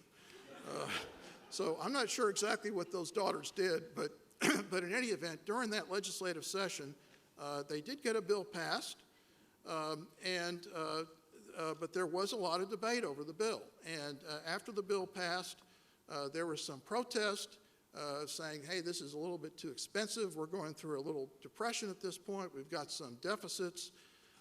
And the real question was, what is Culberson going to do? And he ended up vetoing the bill. And that was a big setback. But if you notice at the bottom of this newspaper article, it says deficits staring Texas in the face. He was worried about the deficits. Sound familiar? They were going through that too in the 1890s. But it came back again. The bill came back again. It was reduced from $25,000 to $10,000. That did pass. And so you finally had, for the first time, some appropriation to purchase the battlefield. And Culberson appointed the 3 individuals for commissioners: S.J. Hendrick, who was the grandson of Allen Vince, Waller T. Burns, who was the Houston senator who shepherded the bill through, and James M. Hill, the veteran, who was actual veteran of the battle, were the 3 commissioners assigned to go out and purchase this battlefield. They met later in 1897 and started work, and they soon decided that the appropriation, which only permitted them to buy at $25 an acre, not anymore, was not going to be enough because there were a couple of holdout tracts. In fact, when the appraisers came back, they said that the Havermill tract in particular, which was the middle ground, was worth $37.50. They couldn't buy it. At that point, all the negotiations stopped. The San Jacinto chapter came out with a press release, so to speak, saying, hey, we're going to give up this. We can't do this anymore. We've already tried it for several years, and we're worried now that because Buffalo Bayou is getting ready to be widened, the land prices are going to go up even more. But lo and behold, things turned fairly quickly, and toward the end of the year, a couple of owners did agree to sell their tracts. And you see that the old graveyard tract shown on this overhead, purchased in 1883, John W. Campbell sold his tract, which was 67 acres, later that year in 1898, and the Wilson and Willard tract sold also in December of 1898. And the following year, the Hiram Rogers, which had to go to condemnation, that was also, the appraisers came in at 135, with 135 acres at $20 per acre. But the real problem was that center tract, where you see where the monument is, which was the Havermill tract. So they had to go back to the legislature. And they did so in 1899. And at that time, Sayers, Governor Sayers, was in charge. And a bill was passed, and he signed it. And basically the bill authorized these commissioners to purchase the Havermill tract, which they did in April of 1900, and we're beginning to see the bringing together of the original portion of what they originally viewed as the battlefield. The problem was there was a little tract of about 15 acres right on the waterfront, which is a very critical tract. It was owned by a Northern syndicate. And one of the leaders of the DRT, San Jacinto chapter, was May Finn McKeever, who is the Jan DeVault of the 19th century, frankly.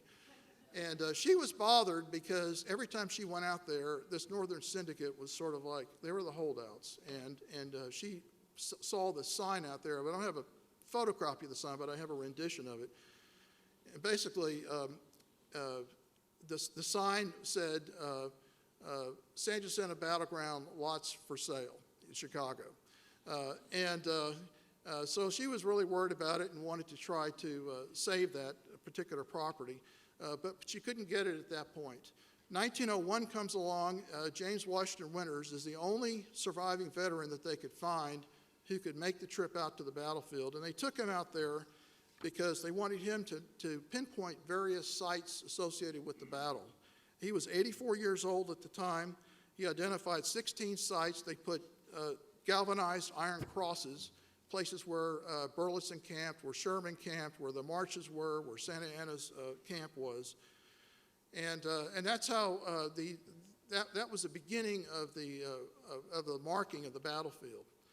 And here's an advertisement identifying what was going on. Now, but in 1901, after they had bought those tracts, reports were coming out, you know, the state's not really taking care of it. I mean, it's one thing to buy the tracts, it's another thing to try to maintain it and so forth. Reports were coming in that the grounds were neglected, the trees were being mutilated by campers, the graves were being desecrated. Something had to be done. The daughters actually went out there and cleaned the place themselves for a while. Here's an interesting postcard showing a woman on what looks like a lawnmower pulled by 2 horses. So they had to go back to the legislature, and they did so in 1903. They asked for $25,000 for a fence. They got $10,000 from the legislature. Governor Lanham reduced it to $1,000, and then he vetoed the bill. So they had to go back again. And this time they went back in 1907. And this time they really did make another big push. This is another big year for them. They took the legislature back out to the battleground again. That was very important. This bill asked for $25,000. They wanted to use this money to buy the 15-acre tract. They wanted to create a state park out of it. They wanted 3 commissioners appointed to operate the state park and build a keeper's cottage there. And they actually passed that bill, and Governor Campbell signed it. And so in 1907, this is wrong, it says 1897, it should be 1907, the first state park in Texas was created, and that was the San Jacinto State Park. It was overseen by the Superintendent of Public Buildings and Grounds, who at that time was W.C. Day, and he later became Superintendent of San Jacinto. This Superintendent of Public Grounds later became the State Board of Control, and the legislation called for 3 park commissioners. The first 3 were Rosine Ryan, who was a daughter, and actually a daughter of Adolphus Stern of Nacogdoches, and also Sam Ash and Joe Rice were the 3 commissioners. They took the money, and they were able to buy the 15-acre Northern Syndicate tract. They started publicizing what they viewed as the beautification of the site to create it into a park. And a news reporter that went out there talked to the commissioners, and he said that the idea here was not to change any more than possible the original aspect of the battlefield. The landscape will be altered as little as possible. Nothing will be permitted that is not in keeping with the patriotic idea of preserving the battlefield. Now here's a map from this is a later map, but it's a land grant map, and it shows the outline of the tracts that were purchased. And on this map, I've superimposed it. It's inverted because the Yoka map is facing a different direction. But it shows that the tracts that they bought did, in fact, to the extent this map is accurate, did in fact cover a lot of the battle activities, but not all of them. In 1909, back to the legislature, the commissioner said, we need a fence, we need an artesian well, we need boat landings, we need to mark the battle sites, we need $15,000 a year for 2 years. The legislature said, yes, that's fine, and Campbell vetoed it. But they still had money left from the 1907 bill. And with that money, they were able to build a few structures, and on April 21st, 1910, the park officially opens with a big ceremony at the time. You have the boat landing was built. Here's another shot of it. I'm going to go through these quickly because Jim is right. I got about 1,000 slides here. They built a flag staff, 75 feet high. This is all along the waterfront. This is a scene from that actual day. This is a gate which was donated by the Hardware Jobbers Association of Fort Worth. It says San Jacinto Battlefield on the gates. At the ceremony were 2 veterans of the battle, W.P. Zuber and Alfonso Steele. Zuber was with the camp guard, so he was not actually in the battle, but got there the next day. Steele was actually wounded in the battle severely and managed to outlive all of his comrades. Here they are raising the flag. This was the last day, the last time that any veterans of the battle ever stepped foot on the battlefield, April 21st, 1910. 2 years later, the San Jacinto chapter of the Daughters starts putting up boulders to replace those galvanized iron pipes. And to this day, these boulders remain out there. Many of them do. Some have been moved. A few of them have been missed. But to this day, these boulders remain the only historical interpretation of the battlefield if you're walking the ground out there. They're very historic, but they only give you a little snippet of what was going on at the time. Here's a nice overhead view of the Texas Army camp. They were still arriving by boat in the 1920s. Here's a map of the battlefield from the 1920s. San Jacinto Inn. Many of you probably remember this. My mouth still waters when I think of it. Basically, it opened in 1927. it was really the only private institution. You know, a lot of battlefields would have a lot of these tacky tourist stuff or things come up to greet people, but this particular restaurant was the only private business anywhere near the battlefield. And of course, as many of you know, it was a great restaurant, very much of an institution in Houston for many years. So now that brings us up to the 1930s. And when you have a site like this, and especially now you're coming up to the centennial of the battle, it's very tempting to use the site as a platform to build great monuments. But before even that happened, even before the San Jacinto Monument was built, there were a number of projects dealing with the battlefield that never materialized. One was in 1912, there was a proposal to build a state fish hatchery on the battlefield. And the only reason that didn't pan out was because there wasn't enough fresh water for it. In 1916, there was a proposal for a playground and pleasure resort, and that project was killed by the Daughters of the Republic of Texas, who wrote a letter condemning it as a desecration of Texas soil made sacred by the blood of Texas heroes. In 1927, there was a proposal to build a military cemetery of the Republic of Texas. They were going to bring 900 graves around the state to San Jacinto Battleground. In 1945, Congressman Albert Thomas thought it would be a great idea to bring 300 Liberty ships at Peggy's Lake and just store them there. And in 1953, there was actually a proposal to build a World's Fair right adjacent to the battlefield. A group bought up over 500 acres to do that. None of these panned out, but in March of 1936, there was an announcement, $1 million appropriated to build a shaft to San Jacinto's heroes. There was always talk about building a monument that would pierce the clouds to commemorate the heroes who died. But it really took somebody like Jesse Jones, who was a Houston icon at the time, to really make it happen. He was able to get federal money during the WPA period. The state of Texas chipped in some money, and Jones actually raised some private money to help make it work. And on March 27, 1936, here he is on the right, and Andrew Jackson Houston, Sam Houston's son, on the left, on the groundbreaking ceremony for what at that time was called the San Jacinto Memorial Tower, and what we know today is the San Jacinto Monument. And originally, one of the early proposals had a figure of a pioneer standing on the top of the monument. This is what it would have looked like. But we know, of course, that they ended up with a three-dimensional star.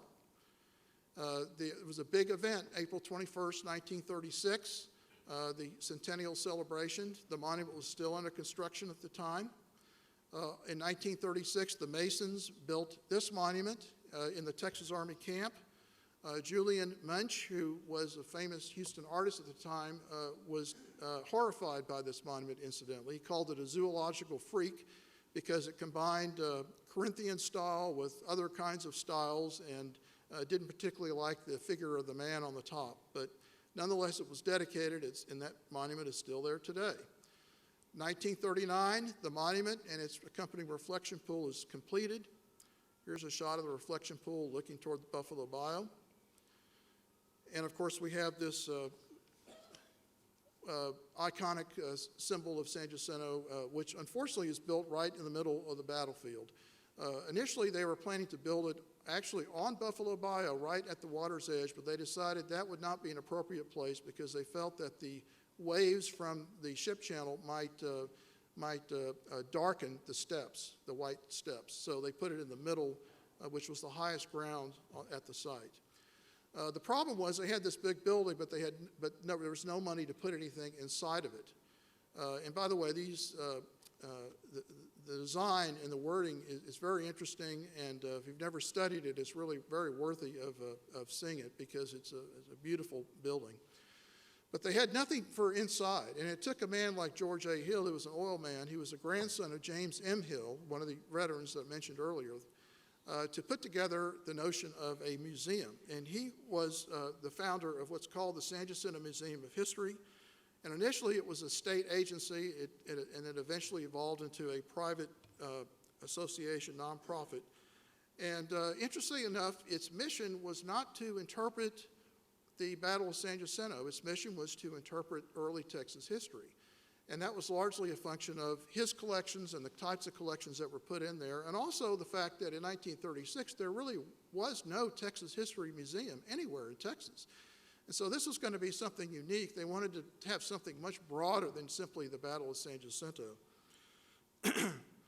And so he started that, and to this day the nonprofit association still operates that museum inside the monument.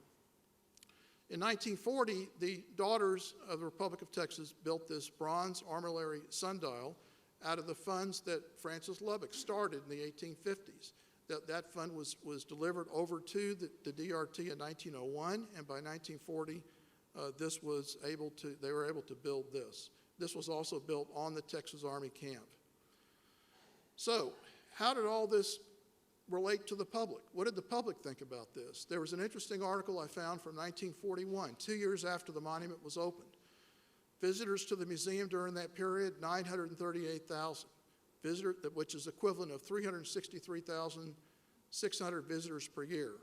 The total population of Houston at that time, 385,000. It was tremendously successful, very unique place to go.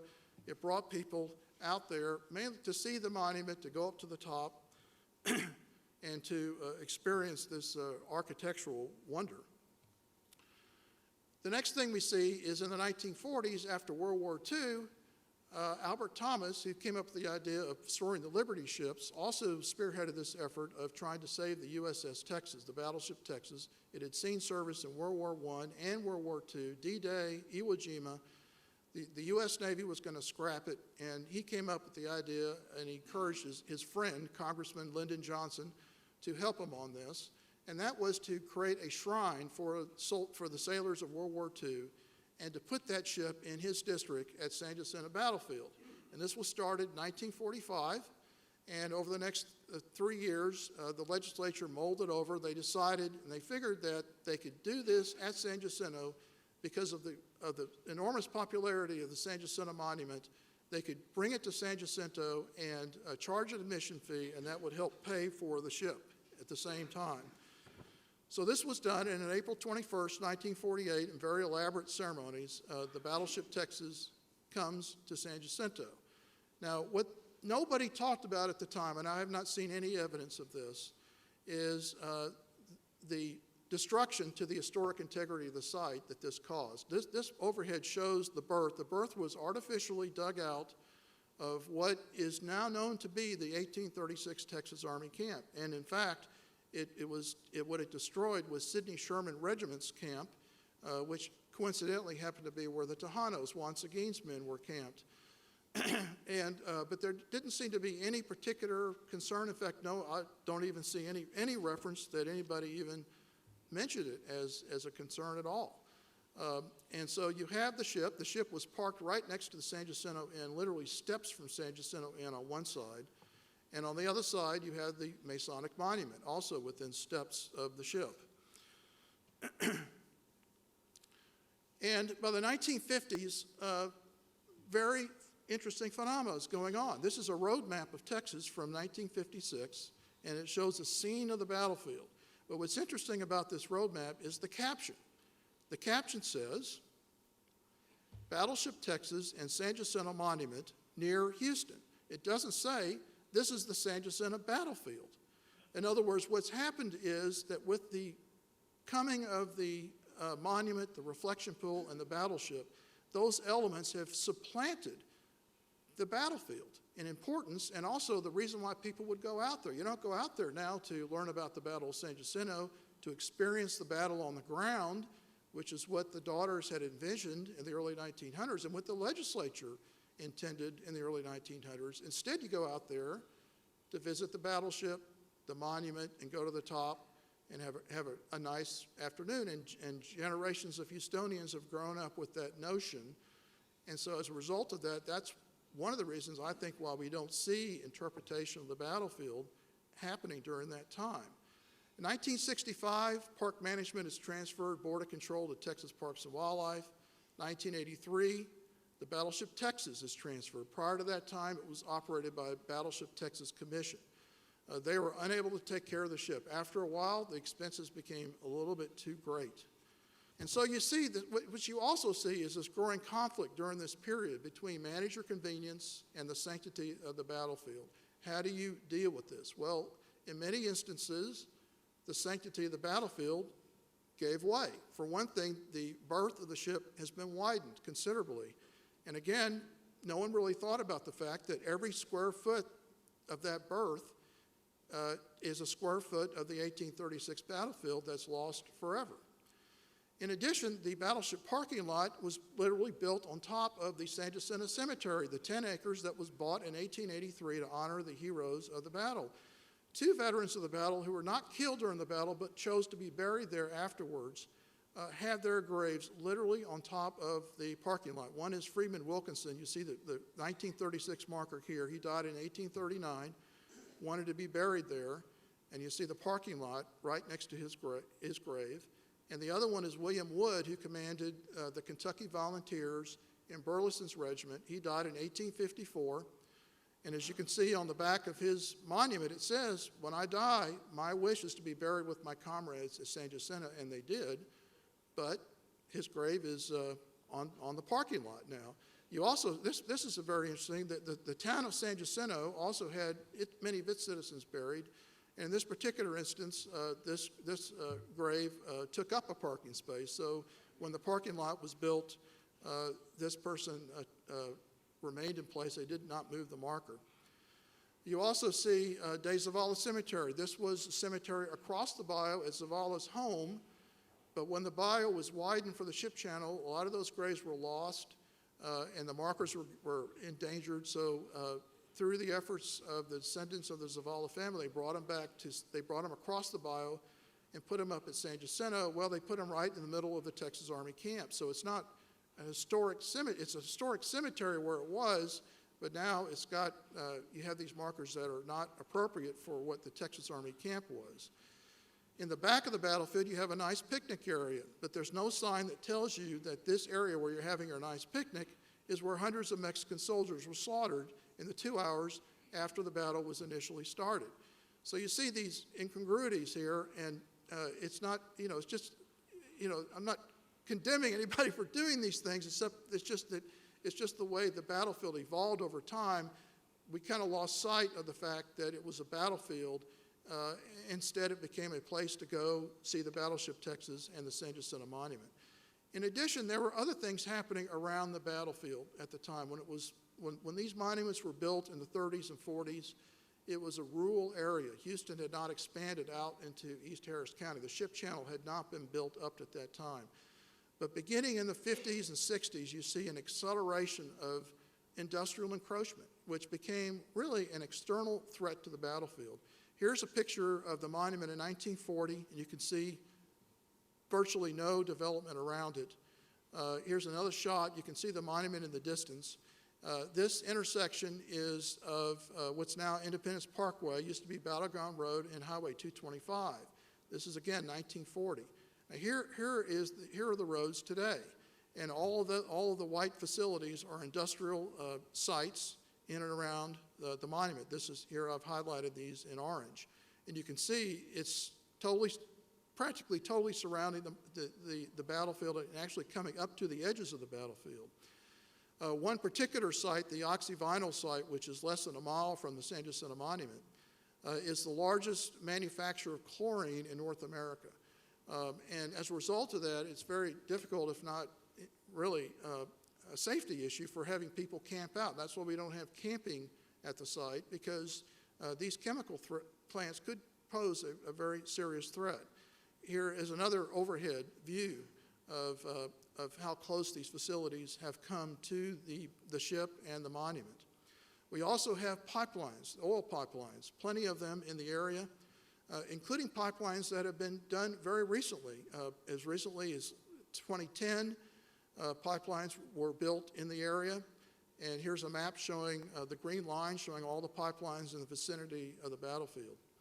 We also have overhead power lines to service the NRG plant, which is nearby. These are massive power lines. You can see them from just about anywhere on the battlefield. We also have air pollution that comes with the industrial encroachment. And you have water pollution. The dioxins in the water also creates risk and also limits the kinds of recreational activities that you normally would see at a state park. And then also with the use of groundwater in the Houston area, you see a lot of subsidence. And it turned out that the area around the battlefield was particularly hard hit by subsidence. What you're looking at is an area, and I've circled this in red, all of that area was above water level, was ground as recently as the 1960s. And so all of these things, and this led to a construction of a levee in the 1970s, which further changed the topography. And here you see the levee over to the right and the battleship in the distance. Boggy Bayou, which was a very small stream where many Mexicans lost their lives, is now a lagoon. And so, at the time of the battle, it did not look like this at all. So you see, all of these things were happening that were threatening both the way the battlefield was interpreted as well as from the outside. And in the 1990s, an interesting phenomenon was going on. Let's create a master plan to try to deal with how we're going to present this site in the future. And the master plan was spearheaded by Parks and Wildlife, the San Jacinto Museum. And the objective here, at the end of the day, was to let's restore this site to its 1836 appearance as feasible.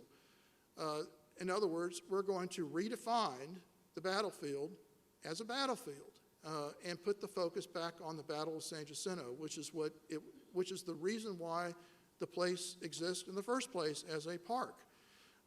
They wanted to help visitors better visualize the battle on the ground. They recognized that, yes, you can read about the Battle of San Jacinto, you can see movies about the Battle of San Jacinto, you can see reenactments, but it's quite a different experience when you're on the ground and you can visualize the topography and understand why Houston and Santa Ana were doing what they were doing.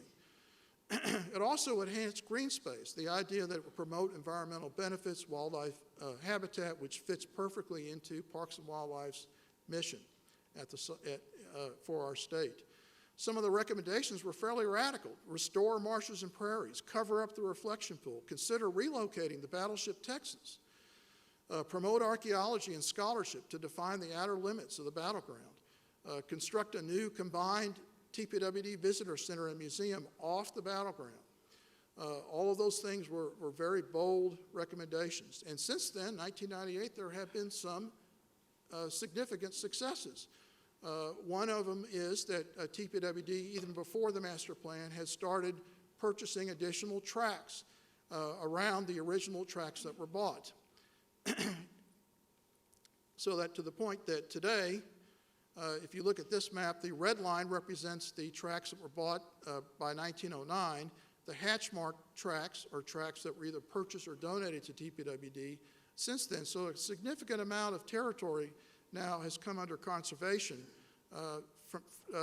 under TPWD. But at the same time, you've got some more endangered areas. And these areas I've highlighted in blue. These are the last remaining sites that could be rehabilitated and are, of course, we know are associated with the battle and could be preserved. Another success was the Battleground Conservancy, our group that we formed in 2002. We first organized as the San Jacinto Battleground Association and then became the Friends of San Jacinto Battleground. What was interesting about this is this was formed by the public members of the San Jacinto Historical Advisory Board. Jan DeVault and myself were members at that time.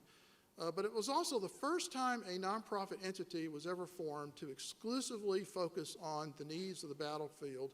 And we did it really with practically no money, and we did it in a way that what we were trying to do was not really, at this point we don't even have any employees, but what we were trying to do was gather together the resources, the historians, the experts on historic preservation, battlefield experts, draw upon these resources, the archaeologists in the Houston area, and try to put together a consortium of nonprofits, foundations, of philanthropy, losing my train of thought here, and to try to put all these together to raise money so we could purchase land and do the things that the battleground needed. One of the things we've done is we've purchased 27 acres, and we're still, of course, in the process of attempting to purchase more. This map shows the yellow tracts are tracts that we're now in purchasing. The white triangle are tracts that were purchased and then donated to TPWD in 2005. In addition, the O'Quinn tract, which is on Buffalo Bayou, this is the 19-acre tract, is a great potential for interpretation of the battle as well as the Civil War events that happened in that area. Another success is archaeology. We have done archaeology work at the site as well as Texas Parks and Wildlife. We even won an award from the Texas Historical Commission in 2009 for our work. Another success is marsh restoration and boardwalks. We were able to garner together resources to build an observation platform and extension of the marsh boardwalk. Here you see a scene of that. Texas Parks and Wildlife, through the U.S. Fisheries Commission, did a phenomenal job restoring a significant amount of marshes in the area. So you can get a feel for what it was like with these Mexican soldiers when they were fleeing the Texas Army. Another success is prairie restoration. This is now in progress. There's a contract between our entity and TPWD to restore 110 acres. This map shows you the prairie restoration area and the marsh restoration area, and what is being planned in the immediate future. So, 6 challenges for preservation. I'm going to end with this. Now, these are my own thoughts. I've been working at the battlefield now for over 15 years, and we've had successes, we've had setbacks. Jan went through a lot of these, and I would like to say that a lot of these accomplishments that we did are literally the result of Jan DeVault. She's worked tirelessly, unpaid, as a volunteer all these years, and it has not been easy. She spent an extraordinary amount of her time and money doing this, and she really should be commended for the extraordinary work she's done on behalf of San Jacinto. But there are some challenges that we have to deal with, and these are serious challenges. Challenge 1, building a consensus on the outer boundaries of the battlefield. There really is no consensus at this point of where the battlefield outer boundaries are, and Chris McMaster is going to talk a little bit about that. Our organization has adopted the guidelines that the National Park Service uses for Civil War battlefields, and based on those guidelines, we believe that the status of the battlefield as a National Historic Landmark really should be expanded, and we are in the process of attempting to do so. Another challenge is that TPWD and the stakeholders need to be vigilant, cooperative, and proactive in monitoring and mitigating these external threats. We've got to come to grips with the fact that we cannot stop, and we don't really want to stop, the industrial expansion of the Houston Ship Channel. That's extremely important to the economy. But at the same time, we have a very limited amount of space, and it is important for conservation purposes, if we're going to preserve the site as a battlefield, that these remaining areas be preserved for posterity. A third challenge is do no additional harm to the properties that the state already has protected. And by this, it seems simple enough, but by this, I'm referring to situations where there could be some efforts being made by the legislature, perhaps, to say, all right, well, we've got some incongruities here, we've got some conflicts, but on a going forward basis, how do we deal with future construction at the site? And one of the models that could be used is what's called Section 106 of the National Historic Preservation Act, which is a model that's applied to federal agencies. Whenever a federal agency builds anything on a historic site, they have to go through a process to take into account the effects of that construction on the historic integrity of that site. It's a process that you go through, so it's not designed to prevent construction, it's designed to identify what you're doing and, if all possible, to try to implement alternatives to prevent that destruction of that integrity, or to, if you can't do it, at least mitigate it. It seems to me that since we're now going through 2 Section 106 reviews for the battlefield right now because of federal involvement, but it seems to me like that would also apply to the state. One thing we've had recently are these structures that have popped up. There are 4 of these around the battlefield. They are electric lift stations, but they were built, one was built in the Texas Army camp, the other one was built in the San Jacinto Cemetery. One was built where Sidney Sherman charged the Mexican line on April 21st. This one was built in the area where the Mexicans were slaughtered.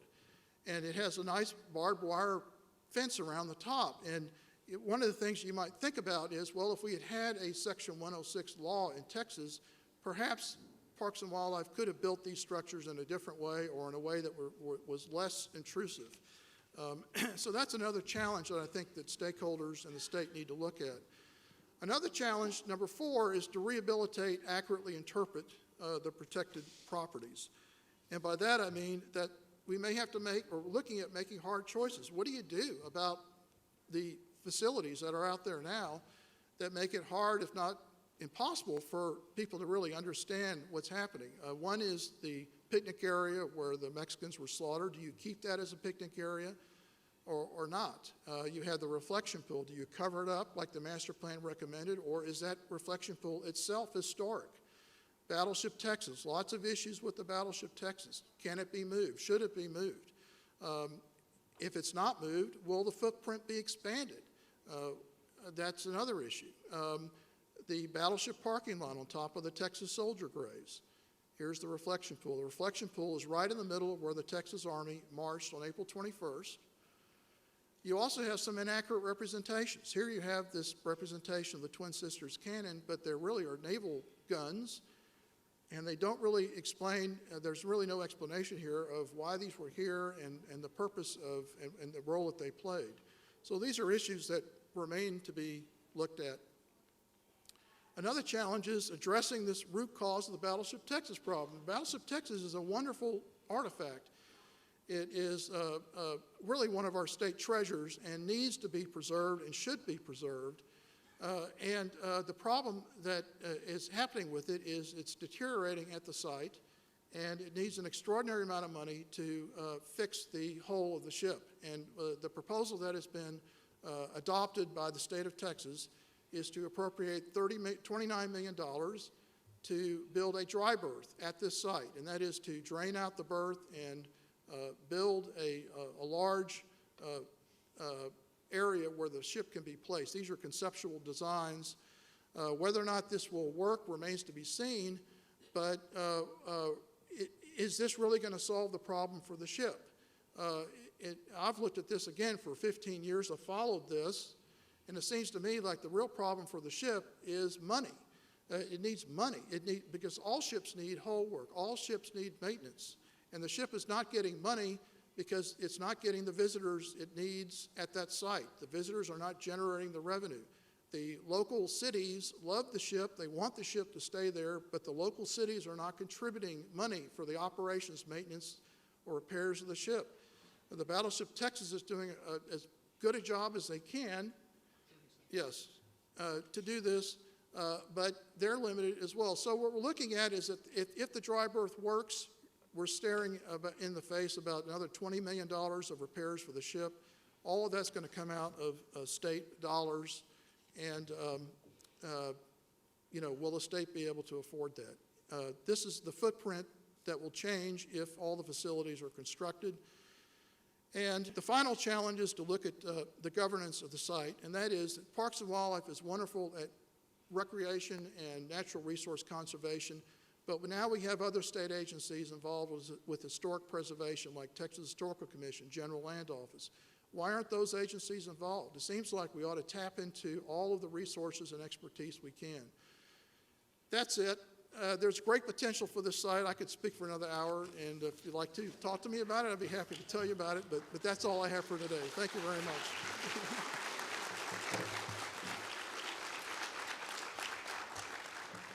Thank you, Jeff. As you know, we started our main speakers about 10 minutes late. We're still running a little behind. I would like to start again, not at 11:40, that was 2 minutes ago, but at 11:50 if we possibly can. We don't want to postpone lunch, but we will if you don't come back. So please come back just as quickly as you can to hear Kristen McMasters. Thank you.